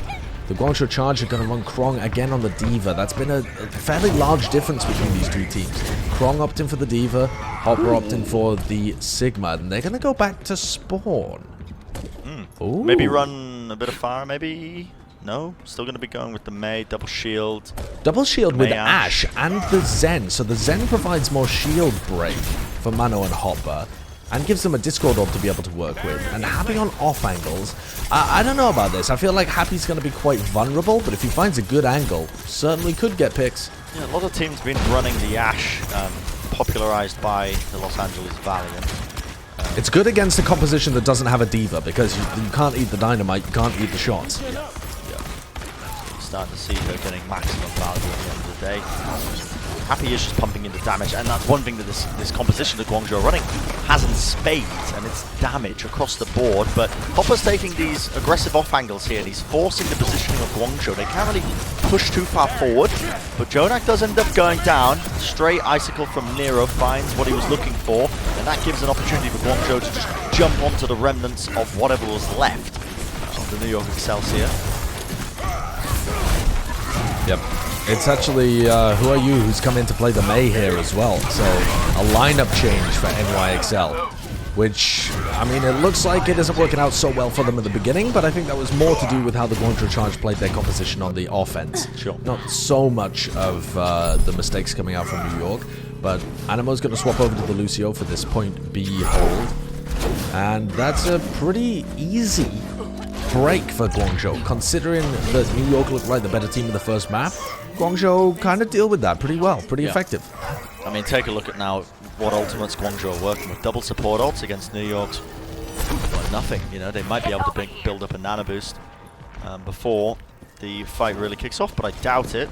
No right, but the Amp Matrix isn't going to be that powerful coming out here, and they still don't have a Blizzard. So, what are you working with? Just a play Transcendence? from New York. They're trying to force ultimates out of them. Notice the way that they're playing this high-tempo style. The Ice Wall going to be splitting them apart as well. The freeze block denied by the Ice blockers, who are usually sat in the middle of them. Mortality field from Shu goes down, but Mano hits the deck. That was a big Earth Shatter from Rio. Onto him. Chara forced now to use the Transcendence to try and push this fight in, and Who Are You will go down to the Dynamite. An opening now for Guangzhou if they choose to utilize it, and indeed they will. They're playing expertly, moving around the map, trying to get these pickoffs where they can. Trying not to drop any of their players. Bob's going to be getting a bit of presence onto the point, and now we see the Gravitic Flux. Bit of a clutch attempt here from Hopper. He sends in the Accretion, but it's not going to be connecting onto any targets. Meanwhile, though, New York is splitting them apart, and Who Are You comes in from the side angles on the Doomfist, finds 2 kills, Libero from on high. He has the line of sight, he has the angles, and he's taking full advantage of it. Guangzhou Charge only getting a tick out of it. Yeah, the difference in efficacy between the Who Are You Mei and the Who Are You Doomfist is night and day. Yep. Who Are You on Mei? Serviceable. Sometimes makes mistakes. Got caught out of position a little bit whilst trying to get... You know, he's dragging his knuckles a little bit. It's not the greatest. I wouldn't say that Mei's his specialty hero. Yeah, that's why you run, you know, Libero on that role, and then you have Sabiovi come in to play the hit scan. But as soon as he swaps over to the Doomfist, just the clutch potential they needed. Okay, Gravitic Flux now going to be used once more. Oh, you uses the ice block again, and it's just going to be blocking it off. So Krong doesn't really get anything done with it. In fact, Nero is the one who goes down. And look at this pincer move now, moving between them, seeing if they can find a pickoff or two. Accretion from Krong just stops them from getting too aggressive into them. Guangzhou Charge back off, and have a huge Bionade from Jonah. It's just really just kind of chunking down the time that Guangzhou have left to try and push into this now, with only 2 minutes 40 seconds remaining. Yep. Who Are You has swapped back over to that Mei, so he's starting to build up towards a Blizzard. Going to be roughly equal here with Nero. The ult's in favor of New York, and so Guangzhou looking to try and put up some kind of fight to force those out in this engagement. But with Shu dropping and the Immortality Field dying, this is not looking good. Yeah. The flanks coming out from Hopper and Libero are really making it difficult for the Guangzhou Charge to get any kind of good positioning. I think this is going to be a situation where Guangzhou have one opportunity where they get a bunch of ults up, and if they don't capitalize, they're basically done for. New York playing this quite well, and I like that you pointed out as well that they're going for these flank attempts. They're finding a lot of success with it. Of course, this final point of Paris is so big. It's known in the role-playing community of Overwatch. It's a great map for that because it is so big. A lot of rooms. Thank you, Ben. A reporter on the floor in the role-playing community. Yeah, I don't know how I know that. Don't ask me. Dead-Eye now by Libero, leading the charge, but the rotation from Guangzhou comes round, so he's stopping them from moving any further forward. And now the Gravitic Flux straight up in the air. Happy was in no man's land. Libero with the headshot doesn't even let the Gravitic Flux finish him off. The charge from Mano gets denied from the ice block, but as soon as you get that pick onto Happy, your damage is gone, and you can't really push any further in. So Josh, a minute now is what Guangzhou have to work with. And they are going to have a Blizzard, they are going to have an Earth Shatter, they are going to have an Amplification Matrix. They have tools to break into this, but the issue is New York also have some tools of their own. Yeah, it's their final fight. This for the Guangzhou Charge is it. It's all the marbles. They need to stop this flank getting value from Libero as well. So Happy needs to... Whoa. Yeah. I mean, that's exactly the opposite of what the Guangzou Charge needed. And they still have time to back off and get the respawn, but that's not good. The trouble is, this map is huge. Happy's going to respawn, and they're going to be spending a couple of these seconds just even getting into the point now. Yeah. But this is a recurring theme now. I've seen Happy getting picked off like this, standing up in front of his tanks in a lot of these scenarios. I don't like to point it out too negatively because Mano is trying to go in straight away with the nano boost, but Guangzhou just buy a bit of time. They just back off now, but I think New York are perfectly happy with this. They're happy if Guangzhou want to back off because the precious seconds that they had are now gone, and now you can see the positioning of Mano. He's hiding around the corner. He's waiting to try and fade them out with the Earth Shadow. The Ice Wall comes up. Earth Shadow laid down by Mano, but gets blocked in the end. Happy with the Deadeye, leads it in, finds the kill. The Blizzard going to be locking them all up. See if there's any sort of clutch potential. It looks like the Guangzhou Charge might be doing it. Libero and Mano fall. The sound barrier from the Guangzhou Charge is going to be giving them the health points necessary to complete this capture. As they get the second tick, no players remaining on the point. Guangzhou Charge will be able to get a full completion on Paris. Yeah, that was nice play from both teams, honestly. The Guangzhou Charge really just built up a war chest of ultimates and went for that one big push at the end. If it had failed, their entire plan fails with it. And honestly, it looked like it was going to. There was a wall came out from Who Are You, which was good. It delayed them until the final, very last second, and Mano threw down a shatter. So that's got a fairly high chance of just ruining the entire push. But New York's Gambit failed. They managed to get onto the point. Even after that, Libero gets another pick onto Happy. So everything was going fairly well. The plan worked for New York, but bits and pieces didn't quite work as perfectly as they would have liked, and Guangzhou Charge's ultimate advantage was just too much in the end. So they eventually, it paid off, basically, for the Charge. They banked everything on that final push, and they got it. But in overtime, and it was squeaky towards the end. New York are going to get their time in the sun as they're going to be on the attack now for this one. And the Guangzhou Charge on the defense going to be setting up the main and McCree, but running a Diva instead of a double shield. I believe this from New York. I'm looking at this comp, and I believe this. Yep, I mean, why else do you sub in Who Are You for Paris unless he's going to play the Genji? And we've seen some Genji Doomfist being played by Dallas. Some coaches have talked about how good it is. Apparently, you just set up really big, powerful plays with both of them. It's very much an all-in strategy, but apparently when it works, you do a huge amount of damage. I can see it, you know, the Nano Boost, the Dragon Blade, you get the Nano Blade out eventually if you farm it up. That's almost a one fight just at the back of that one ultimate here. And New York certainly have the coordination and tempo to pull off a dive attempt, as you can see them just trying to wrangle away some of the high ground control. The sleep on Shu at the back! Shu into the back line. They threaded the needle and they found exactly what they were looking for. The damage, the dive attempt, Happy goes down as he tried to peel for Shu. Shu's still alive, but damage has been done. They've taken out one of the targets, and now dive attempt number 2. Huge bionade from Jonak.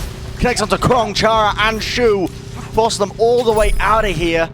It's going to be a tick built up for New York. Now Guangzhou Charge. How do they want to try and regress into them here? It's going to be hard to when they're surrounded by New York. New York all over them. And this is potentially worst case scenario for Guangzhou Charge. Losing this point without New York using any ultimates whatsoever. It means that they can now move into the second point as soon as they capture this one up. With a Dragon Blade, potentially a Nano Boost. So much to work with right now for New York. Oh, New York were our premier dive team back when it was meta in 2018. Unassailable. The kings of the regular season. And just pulling it out once again here. And Jonak showcasing why he is still probably the best flex support in the entire league. That sleep onto Shu meant that Happy had to stay near him to try and peel, so they get the kill on Happy. And then a Bionade onto Chara and Shu, enormous. And now a Nano Boost, a Nano Blade, about to come in for point B. Chara might not have his sound barrier in time. He's 90%. They're not doing any damage, and now it's going to be the engagement. You can see this Nano ready and waiting. It's unleashed. Who Are You's got it. And oh my word, we're going for it. The Earth Shatter from Rialto. It connects onto 3, but it's too little too late as Who Are You, with a quick slash, is able to bring down Rio. He gets 2 kills with the Dragon Blade and the Nano Boost on top of it. They're pushing them away right now, and Guangzhou are unable to touch any sort of section of the point. Almost Huge 5 minutes. Libero is so smart. He knew exactly where Krong was pushing from. Krong, the only player that could touch the point in that final moment.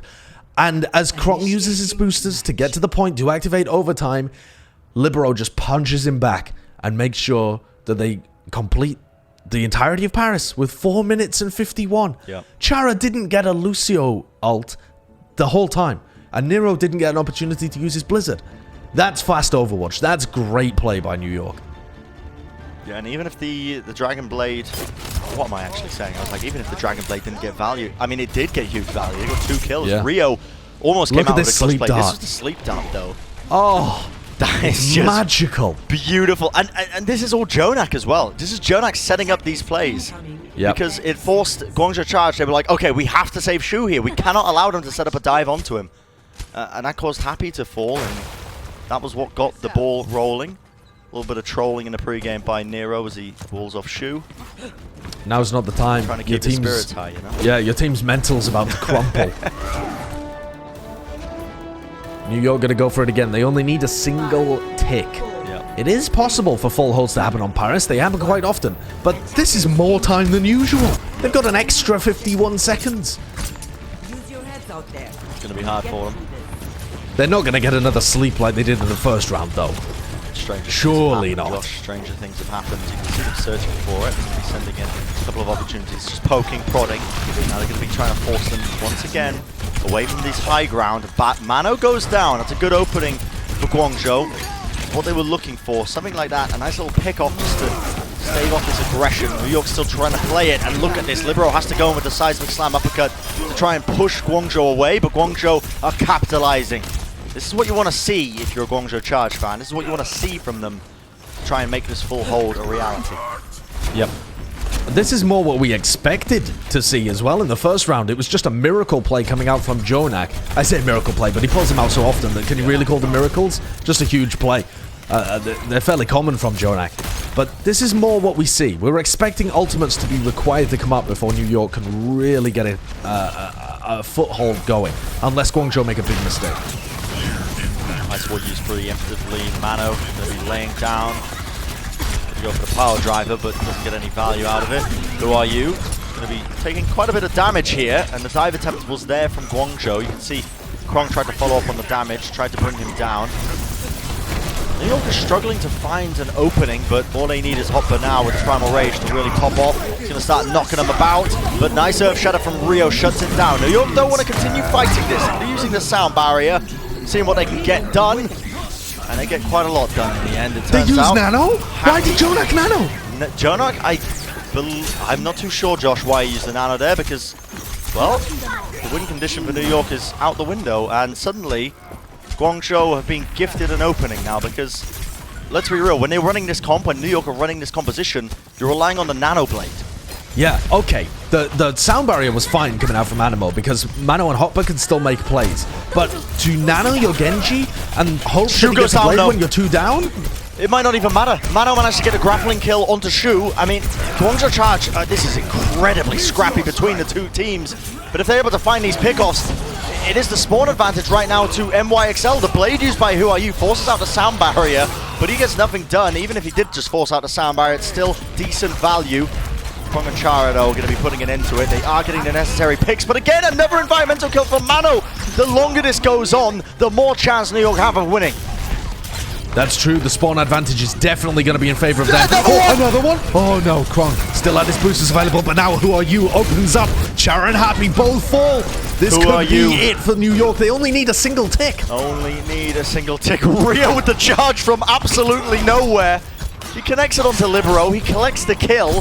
Animoto trading out, and this is definitely scrappy Overwatch. It's not quite what we're used to seeing, at least from what we saw from that previous series. But New York are getting the job done slowly but surely. Just need a couple of more openings. Another nano boost built up for Jonak very early on. Who Are You does not need the blade to take care of it, and business is as usual. New York Excelsior taking map number 2 and leading the series 2-0. Yeah, some ambitious ultimate usage coming out from New York there. Throwing ults in to hope that they could turn 3v4 fights, 3v5 kind of fights. Yeah. But at the end of the day, what really made that happen were the big environmental kills coming out from Mano and the fact that they had the spawn advantage in a more mobile composition. But the Kings of Dive showing that they are right back in it, able to play these kind of compositions and pull apart the meta comps even on a map like Paris. A very good result here for New York XL, going up 2-0 at the half. Yep, and we're going to be going to a quick game break.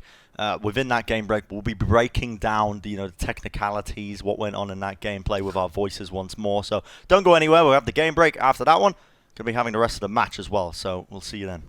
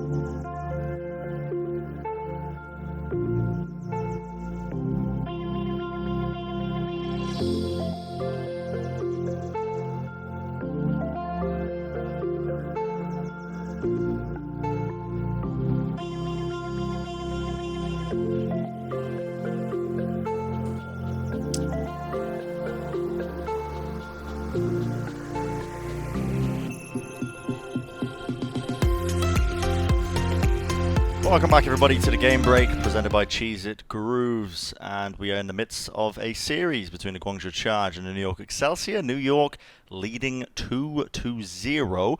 This was what we were hyping up initially. Now, Josh, are you here? I am here. You are yes, here. Of course. I didn't know, because there was that one time. Do you remember when you left and you came back? And you I was going to check. I was going to go and check the script now and see whether we're in for a night of just unexpected 3-0s, but I couldn't find it lying around, so I decided that I would come back and do the halftime with you. Okay, well, thank you for that. Yeah, I appreciate it. But yeah, I mean, this is New York Excelsior really being tested. The thing that we were setting this kind of match up to be was New York Excelsior. When they were playing in America, they played against a lot of subpar teams, some of the lower level teams, and beat them quite handedly. So everyone in their mind had New York Excelsior as a good team, as a great team, as a top tier team. But for me personally, I didn't quite know where to place them. This match was almost the litmus test. Correct me if I'm wrong. I'm not a scientist, but it's a thing that I'm using to sort of compare now where this team stands. Yeah. And I'm liking what I'm seeing. New York Excelsior look crispy. They certainly do. Yeah, New York are being able to play these May McCree compositions with two totally different rosters. One with Libero playing the May, who I think is the best May on this roster, and Sabiobi on the McCree, who, along with Nene, probably the best McCree. And then the other one is for when they want to play other things, like the dive comp that we just saw, the Genji Doomfist. Like also, they could play a Pharah whatever, a Farah Sombra, Farah, whatever kind of composition they want would also be possible with that roster that they just fielded. So it seems like New York have taken the time off while they weren't playing in the league to adapt their compositions and strengthen them a little bit and make it a bit more complete. Well, in terms of our crunch time presented by Cheez-It Grooves, Josh, looking at the other side of things, we've got the Guangzhou Charge. And the Guangzhou Charge, obviously, unfortunately, have suffered from losing a member of their team. Neptuno having to go back to Spain to renew his visa means that the team have had to sub in Chara for the time being. Unfortunate scenarios. What can they do to try and turn this around now? Where New York are playing this high tempo into them, what can they turn around to try and actually have a chance now in the rest of this series? I think that they have been closer than the series that we just watched, right? Like the Seoul Dynasty, they really looked like they didn't have much chance in that game against the Shanghai Dragons. Whereas this one's a little bit closer. I think part of it has to do with tightening up Happy's positioning. He was getting picked a lot by Libero and Paris, and I feel like that's something that will continue to be a problem on future maps as well, if they don't really keep a tight eye on it. And I think that the way that the McCree off-tank situation is working out right now, where you want to be pushing your Sigma normally onto these off angles with the McCree in order to get a lot of space for him, make sure that he can play aggressive off angles while still having someone there to protect him with the shield and with the peel ability coming out from Sigma. I feel like New York just have a better understanding of how to play that and when to play that as well, when to go on those flanks, how to abuse that if Guangzhou aren't using it. Whereas Happy seems to be a bit more loose. He's a bit more just intuitive, and he's just playing by the seat of his pants a bit, and he's getting punished for it. So I think I would hope that the Guangzhou Charge are able to tighten that up a little bit and be able to give the New York Excel a good game coming into these maps in the second half. Well, you heard it here first. Happy is to blame, says didn't say Overwatch that, League analyst Josh Wilkinson. Didn't say that. We're going to see if Happy can tighten it up, as Josh Wilkinson I've forgotten your last name for a second. How much longer can I use the fact that it is 4 a.m. as an excuse? I mean, until it becomes 5 a.m. and then you change the excuse, I guess. Anyway, we're going to have the rest of the series coming up after the break. Do not go anywhere. We're going to see the conclusion of it coming up very soon. The Overwatch League is brought to you by Cheez-It Grooves. Deep flavor, deep crunch. It's a mind crunch. And by Zip Chair Gaming, the official chair supplier of the Overwatch League.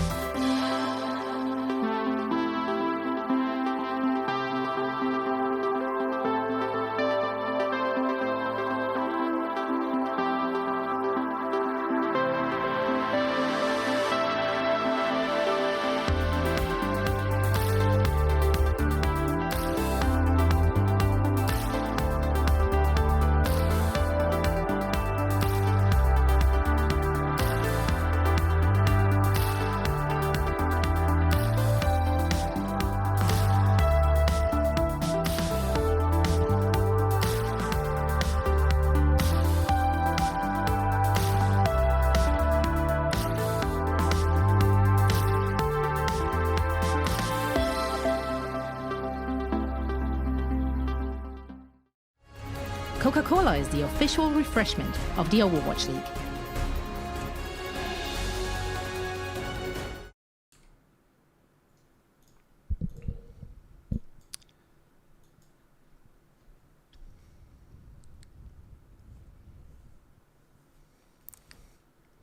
Welcome back, everybody, to the Overwatch League. We're here in the midst of the series, Guangzhou Charge versus the New York Excelsior. New York putting on an absolute show for us, currently leading 2-0 throughout this series. But Josh, you mentioned earlier, you know, Hopper as an individual, he's actually playing against his former teams. One of the rivalries that we've got going on here. It is interesting, isn't it, to see him playing against his former team.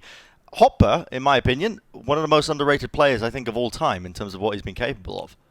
I think that was definitely true at some point. And then when he got traded over to the NYXL, people started talking about him much more, appreciating what he had done previously. He's a very flexible player. He used to play a lot of Tracer and Pharah for the Guangzhou Charge in the past. The finals of 2018, he was playing Tracer. He was, yeah. Yeah, he's also, I mean, that's another good point. He's the only player on the NYXL that has been to a finals in the Overwatch League. Right? Yeah. Because New York have never got there. They've been knocked out in the semis both times. So he adds, I suppose, a little bit of experience to this New York roster once they actually get to a playoff scenario. But generally speaking in this match, I think that he's been fairly impressive. And I have been interested to see the different takes that teams have on the off-tanks this week. We saw a lot of Ryan Zarya coming out from the North American teams as an attempt to exploit Ryan Sigma being played a lot. Now, in Asia, the way that they are exploiting Ryan Sigma tends to be by running more Pharah and using that as the counter to the double shield. But in this match, we've just basically seen Krong playing a bunch of D.Va for an indescribable reason. Like, I genuinely don't really know why Krong has played so much more D.Va than Sigma, but I would say that Krong's Sigma is just as good as a D.Va and up there with Hopper's, but they're playing a different kind of style, and they look like they're about to run it again into Hopper's Sigma. The Ryan Sigma tends to beat the Ryan D.Va, in my opinion, unless the map is specifically favored for it. Sure. Well, we see an early aggressive attempt now Guangzhou Charge. They ice wall up, just try and take away this high ground from New York Excel. Because you gotta remove the enemy team away before you can really start pushing this card. You can't allow them to take the high ground like New York are doing right here. They start to steadily push forward with this composition. They have a lot of staying power, but a huge bionade from Jonak means that Rio will not be getting any heals. Mortality Field comes out and will connect. And that allows Rio to end up trading the kill there with Hopper. Still, we gotta think it's in favor right now for Guangzhou Charge. They are the ones attacking. They have their spawn just behind them, so any players that they lose will be back in the fight. But if Jonak keeps hitting bionades like this, it's gonna be pretty tough. Yeah, I mean, that's one of the advantages of running Krog on that D.Va, but doesn't catch that one, unfortunately. And Guangzhou are basically just looking for one pick. Jonak. If they can kill Jonak here, that would be huge. So there you go. They dive onto the back line. They take him out. Rio does end up trading for it, but again, remember, any picks that Guangzhou get here is going to be better for them because it's pretty hard for New York to try and hold this one when they are missing a lot of their players. And Jonak's going to be walking back to the spawn. Hanamura went down, which means no more support players to try and make this happen. New York are just going to be trying to basically get as many kills as possible on the cart, stall it out for as long as possible. They're going to be able to do that for quite a bit of time. Look at this, only 2.5 minutes on the clock, and the cart has barely moved past the initial checkpoint, or the initial starting point, I should say. That's a good forward hold for New York, and they've got 6 ults up now as well, so this next fight is going to be absolutely pivotal. Whoever wins this next big ult engage is going to have the momentum for the rest of point A, so it's crucial for the Charge that they win it, but that's not going to help. What was Rio doing position over there, and Mano just goes in for the... That was like a gig level pin, except it worked. Yeah, I mean, it was a gig level pin because Rio was quite literally in no man's land. I mean, he was going on a little day trip to Argentina. I think is a little bit bizarre there. I think Guangzhou Charge have this sort of necessity built into their mind where they want to be playing aggressively into them. They want to be trying to force New York to be making mistakes by playing at high tempo. But when the rest of your team isn't on the same page, it can be rough to do that. Now, Mano gets the nano boost, is going to get frozen up though, so it gets negated in the end. Happy just has to hit this shot on the Jonak, will eventually do it. You're going to find that the Guangzhou Charge are happily able to clean up the rest of the New York Excelsior. Without using an ult as well. The only ultimate that the Guangzhou Charge used was Krong's in order to essentially remech. It wasn't even a high impact ultimate that they used at all. So they really spread out there and just caught the aggression coming out from New York. It was a great read. And New York is still going to go for another engage just before point A, but that's a nice May wall. Yeah, that's beautiful. The Sound Barrier though will connect. Sleep Dart doesn't connect from Jonak though. We're going to see the Blizzard being utilised as well as the Earth Shatter. Finally, with the ultimates being used by Guangzhou, deciding to convert it into some capture percentage. Looking like a 1-5 for them as soon as they clean up the last few members of the New York Excel. And could not find a better time to do it with only 40 seconds remaining. Yep, that's fantastic stuff from the Guangzhou Charge. Really nice ultimate usage there. Played aggressive, got it in their face. Nice shatter from Rio. Great May walls coming out from Nero. And they continue to apply pressure. Look at this, playing at a high pace. Dodge the Mano pin. Now they're going to put pressure on the main tank. Freeze him up, take him out. Or at least they should take him out. Except that was a beautiful wall from Libero. Yep, nice just a peel. Really great peel there from Libero using the water, but he couldn't follow up on the damage they had done. And now look at Jonak again. He hits the sleep dart, so you're going to see another big bionade just being set up because of it. Happy and Shu forced down to just a sliver of HP. Nano boost, lay it down onto Mano again, and he's going to start swinging through the enemy team, cleaving through them, doing so much damage. Rio falling down. Will be going back to the respawn queue. And New York Excelsior, they've stopped this push from Guangzhou, and it means that they're going to get a bit of a foothold now. Yeah. The U-bend section of Route 66 here. Great individual plays. Libero with a great wall to stop Mano dying, and then Jonak gets a sleep dart that forces out Immortality Field from Shu so that they can just push with the nano boost. Really synced up play from New York. A boop. Aggressive plays. The boop tried to knock him into the edge, but the Steadfast kept him on the ground. It won't unfortunately keep him from dying. It's going to be 2 picks for Guangzhou now, and as long as they play their cards right, they'll be able to convert it into a couple more. Animo falls, and with the freeze coming up down to Hopper, he will eventually fall as well. So Guangzhou Charge quite cleanly winning this fight, and they are finding these great pickoffs. This is exactly what you need to do. Mano types number 1. I think he's trying to shoot types 2. They're trying to count. Okay. Count with them, chat. Learn to count with new NYXL at Guangzhou. I genuinely don't know what's going on in the chat right now. They're literally just counting. Is it 4 a.m. in Asia? I don't think so. I don't think they have that excuse. Yeah. 1 minute left. Guangzhou have to play aggressive with ults again. They've got Deadeye, that's going to zone a little bit, and then Nero's building up to his Blizzard. If they can use these ults aggressively, they can execute, and they will be able to cap point B. Okay, Earthshatter going to be used by Mano there, and it connects onto 1, but 1 is all you need. The charge comes out, but the Immortality Field kept them alive and didn't allow New York to get the pickoffs that they needed.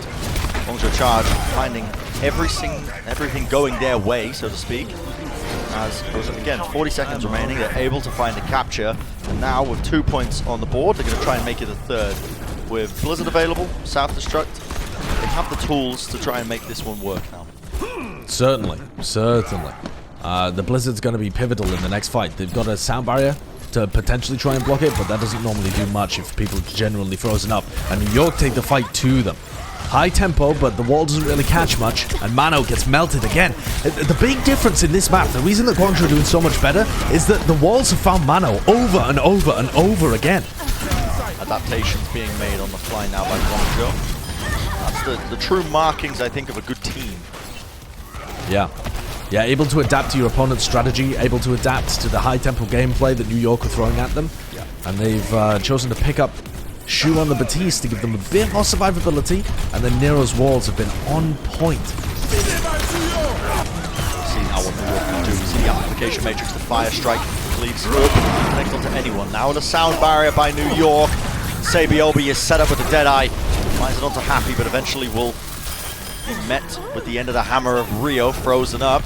Guangzhou Charge finding pickoffs, seemingly out of nowhere here, and the Ice Wall from Nero is going to be trying to push them out of the way, and this is such high-tempo gameplay that we're seeing from Guangzhou here. They're just trying to punish the positioning of New York when they're going aggressively into them. Hopper's going to be the one next. Guangzhou are in control. They have the positioning now. They're pushing the cart in. We're getting into final fight territory now, Josh. Yep, Libero's about to come out to his Blizzard though as well, so if they can pressure him, Libero is just not going to come out of this ice block. He's going to be pretty alone, but he pops the Blizzard. Forces out a sound barrier from Guangzhou. He's going to give them the HP. Happy. Deadeye gets blocked by the platform, but eventually it falls and fades away. Puts in a lot of damage, but it's Hopper who's the one who claims this kill. Rio goes for the 180 shatter, sends Mano down onto the deck, but Hopper's going to be trying to clean this one up his own way, in his own style. The Gravitic Flux finding 2 pickoffs. Guangzhou Charge just backing off, backpedaling, but with only 5 seconds remaining, might not be the necessary play that they needed to make there. It's going to be not necessarily a full completion just yet. The overtime did manage to take over. Mano with the Earth Shatter. He tried to find it onto Krong to stop him from reaching the card, but Krong will be demeked onto it. Still an opportunity for Guangzhou to try and come back into this now, as the players have come back. And now Happy switching over to the Widowmaker to try and clutch this one. A lot is going to be on his shoulders to try and make this one work. Sabiobi goes down. And look at Hopper just trying to use his shield to block the line of sight of Happy. The accretion going to be faded away, but it's going to be the sleep dart now going to be used by Shu, knocks him out. Happy's still in this fight, and they're desperately trying to put pressure onto him. But while this is all going down, New York Excelsior, they focused on the front line, and they stopped them in their tracks. Yep, it's a fairly nice play from Happy towards the end, and you can see how much New York respect a player of the caliber of Happy, who may well be one of, if not the best Widowmaker that we actually have in the league. The guy is ridiculously good. Yeah, I think that's a fair comment. And New York, they did respect him. They put 2 players on him immediately, and you know, Hopper's just given up his own life essentially to shove a shield right up in his face. And Happy, when he had the opportunities, didn't hit the shots. So you know, sometimes you clutch it out for your team, and sometimes it goes a more normal way, and you end up fizzling out. But nevertheless, a good push by the Guangzhou Charge, and showing signs of life that weren't as present as consistently in the previous 2 maps. It's all down to their defense now. This is a very winnable game for them. All down to defense indeed. Still going to be running with the Rhine Diva. Shu on the Batiste. Big Earls, interesting. Red rocks being shown here. Possibly the Grand Canyon. That's where I'd be guessing, personally. You got it on the brain. Yeah, right now I do. Animo's just reminded me of the little DJ set they just did in their spawn. A lot of DJs doing online sets these days. Of course. I mean, they can't do live sets, can they? Yeah. It's nice though, you know, spend a bit of time watching your favorite artists, just pop off a little bit, but enough about the artists because it's Overwatch time, and I'm not talking belts, I'm talking raw gameplay that's kicking off in front of your screens. York Excelsior on the attack. Going to be looking for those opening picks, and they're going to find them. The ice wall, the pin from Mano, perfection. And that is going to be some beautiful pickoffs. Guangzhou Charge not having the same luck that New York did when that came to that initial defense. Yeah. I mean, I don't think it's luck though, Bren. There was just a really well-executed break. They sent 2 people up at the left-hand side to get high ground and get behind them, and then they sent 4 people around the right-hand side to engage them directly. And Chara instantly melted. I mean, he got pinned right at the beginning. So that's just essentially a minute and a half immediately, straight off the bat, that the New York Excelsior are in front of the Guangzhou Charge. And no ults on the border again. So this is going to be another dry engagement. Yeah. Big Bayonet is going to be forcing Guangzhou back as well as they just respawned into this. Nano Boost actually is going to be up for Jonak, so that could be a game changer because if Mano uses it to get an ult of his own, could be Here huge. it is. The Nano Boost going to be used, stunned up. He's just trying to swing, see if he can find a kill. Lord Almighty, Nero falls so low. Forced out of the Immortality field, comes from the back ropes. Mano!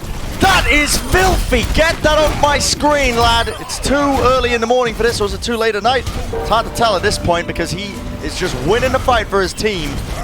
Wipes him out. What an insane play by Mano. When I said that the Earth Shatter could be a game changer, I wasn't expecting him to jump off the top and land behind them. Yeah. I mean, look at this. They almost kill Nero. Great peel from the Guangzhou Charge. Beautiful. But Rio has to block. He has to block the damage coming from the front because Nero was so weak. There's no chance that he can block that. Stylish, but it gets the job done. Definitely stylish. Often you don't see Earth Shatters really paying off like that, but another team fight is in the midst here, and you can see Rio caught out of position again. Beautiful ice wall from Libero. The Blizzard as well lay it down, but Blizzard is the thing that's not really getting the maximum value. It was that ice wall that really opened things up. New York able to get the D-Mech as well onto Krong. And they're in a happy position. New York are setting some unreal times right now. Remember the time that it took Guangzhou to even push it this far? I mean, they didn't have much on the clock at this point. They only had like a minute. They're sailing it in, Josh.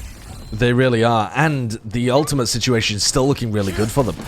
Because New York won the first fights with such dominance, they didn't allow Guangzhou to build up those ults and have a fair fight at any point. Gravitic Flux, laid up, laid down again. Not able to find any kills. The Ice Wall just going to be pushing them back, finding time. And that's really just to buy time against this Amplification Matrix. It does just that. They boot them away from the high ground as well. That's Animo putting in the work, putting in the place. Opportunities for Mana to try and hit something here. He's in the off angles. The Earth Shadow laid down by Rio. He finds, well, he does find Libero onto the ground, but not much else. And we see the sound barrier being used by Guangzhou. I've got to say, fight seems to be going their way as Jonak and Sabiobi will fall. Finally, some stroke of, some signs of life, I should say, from the Guangzhou Charge, able to at least stop this record-breaking push. Yeah, I was worried actually that Chara was going to die before he got his sound barrier, but he manages to hold on, as does Happy, the 2 people that were most at risk as they exited out of the choke point there that they spawn in. And New York, they invest their own amount of ultimates. That was a very even fight as it turned out. And this is now Guangzhou's time to turn the momentum around. If they can establish a position here, if they can negate this Blizzard coming out from Libero, then they're in a great position to defend. See aggression coming out by Guangzhou. They attempted to make something work, but it's going to get punished because of it. Now, I can appreciate the play. Sometimes you have to play aggressively to try and make something work. Take the fight on your own terms. Increase the tempo, force out some mistakes, but right then New York were ready. Libero used the Blizzard. I've got to say, it has not worked out in their favor in the slightest because this card is going to be moving forward, and it is all New York. They have the positioning. They know that Shu is just bouncing around like Mario in the backlines. Yeah, he's actually doing a decent job of distracting some people, and Jonak's gone down. This could be winnable here for the Guangzhou Charge. They got a dead eye. But Nero, it really is Rio and Nero. They need to get their ults up. Try and find some sort of value here. Happy is doing a good job of just clearing off that high ground right now. Pumping in consistent damage, but so is Sabiobi. Stray headshot will do a lot of work. Flashbang, the peel is there, but New York coming out on top once more. They are going to be able to cap this one up. 3 minutes now. Not even get a full completion. They just have to push it barely towards the end. And they might just sweep the Guangzhou Charge. Guangzhou go for an aggressive play on their point B defense, which I think was the correct play. They had a better chance of being able to win the aggressive fight that they took than if they just sat there and waited for Libero's Blizzard to come into them. And they're going for another one again. And the aggressive play around the back, swapping the sides of the map around. And they go for the Blizzard coming out from Nero, countered by a sound barrier. And the Deadeye finds Rio. Yeah, that is unfortunate for the Guangzhou Charge. Losing the players like that. Mano does go down, just a bit of a silver lining. The Guangzhou Charge now, but Kronk going to be for opportunities, wiggling his wheel mouse around, just trying to survive. Immortality Field now coming out from Guangzhou Charge, so that's going to be forced out, but New York still trying to push into this one. Remember, they have the superior spawns, it's just around that corner, so any sort of influence trades actually work out in their favor to a degree. But look at that, Kronk eating the Blizzard up from Libero, and it's those kind of big plays that you need to just chew down the seconds. For the Gravitic Flux, going to be used by Hopper. He's going to try and clean this one up. The Charge, bit of rubber banding going on. I don't think it's down to the online connection. I think that might just be some unique game interactions occurring. I'm on fire. And at the end of the day, Kronk eating Libero's Blizzard does not make that much difference. They managed to pick Sabi Orbi, that's about all you can say. Otherwise, the fight goes dominantly in favor of the New York XL. They had to use a lot of ults, but they still have a nano boost to be able to work with here. Happy, Earth Shatter, and Rio. Yeah, Rio using the Earth Shatter there doesn't find what he's looking for. I think the Ice Wall of Nero actually ended up blocking this one, but it's going to be the 1-for-1 trade. Nero, Kronk using his self-destruct into the backline there, takes out Mano, but New York are finding all the pickups now, and this is looking very, very dangerous right now for the Guangzhou Charge. They've lost way too many players. Very uncomfortable scenario, and it's over before you even know it. New York Excelsior, they just push it in slightly. I mean, an absurd showing from New York, I think, to be able to take this kind of speed, this momentum against the Guangzhou Charge and beat them in a 3-0 fashion. This is not how I thought today's games were going to go in the slightest.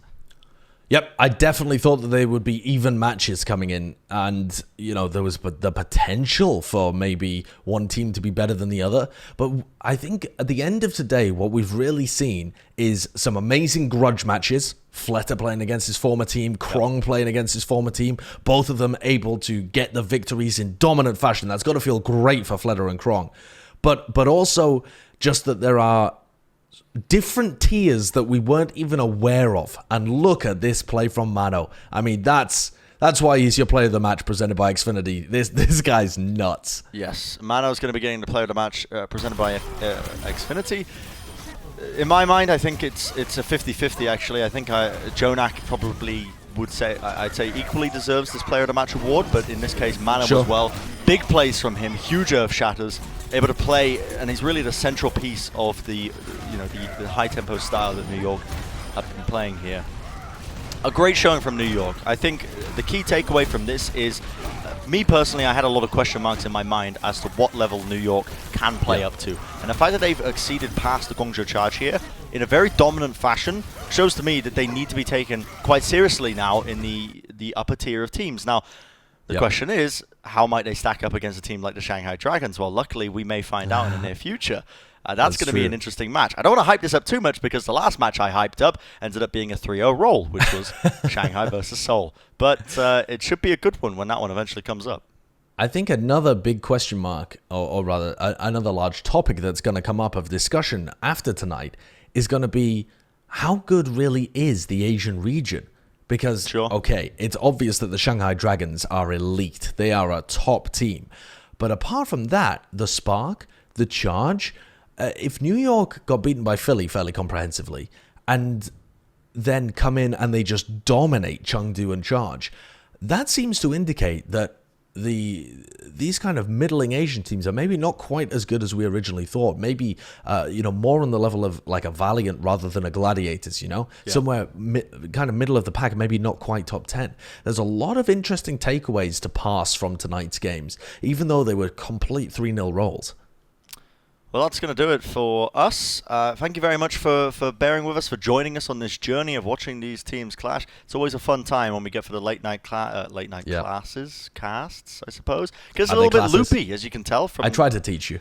the language I do I'm what I using. Thanks, Josh. But thank you for watching, guys. Really do appreciate it. And, you know, in the near future, we're going to be having some surprises for you. I believe some Overwatch is going to be played in a couple of hours' time. We're going to be watching the rest of the North American games. And, of course, a very special announcement in the Watchpoint post-show. Yes. So you guys need to stick around for that one. It's going to be very, very important news. You don't want to miss it. So thank you for watching, though, guys. It's been a pleasure, and we're going to be signing off for the night. But in a couple of hours' time, even more Overwatch League action will be kicking off. We'll see you then. The Overwatch League is brought to you by Xfinity, the preferred internet provider of the Overwatch League.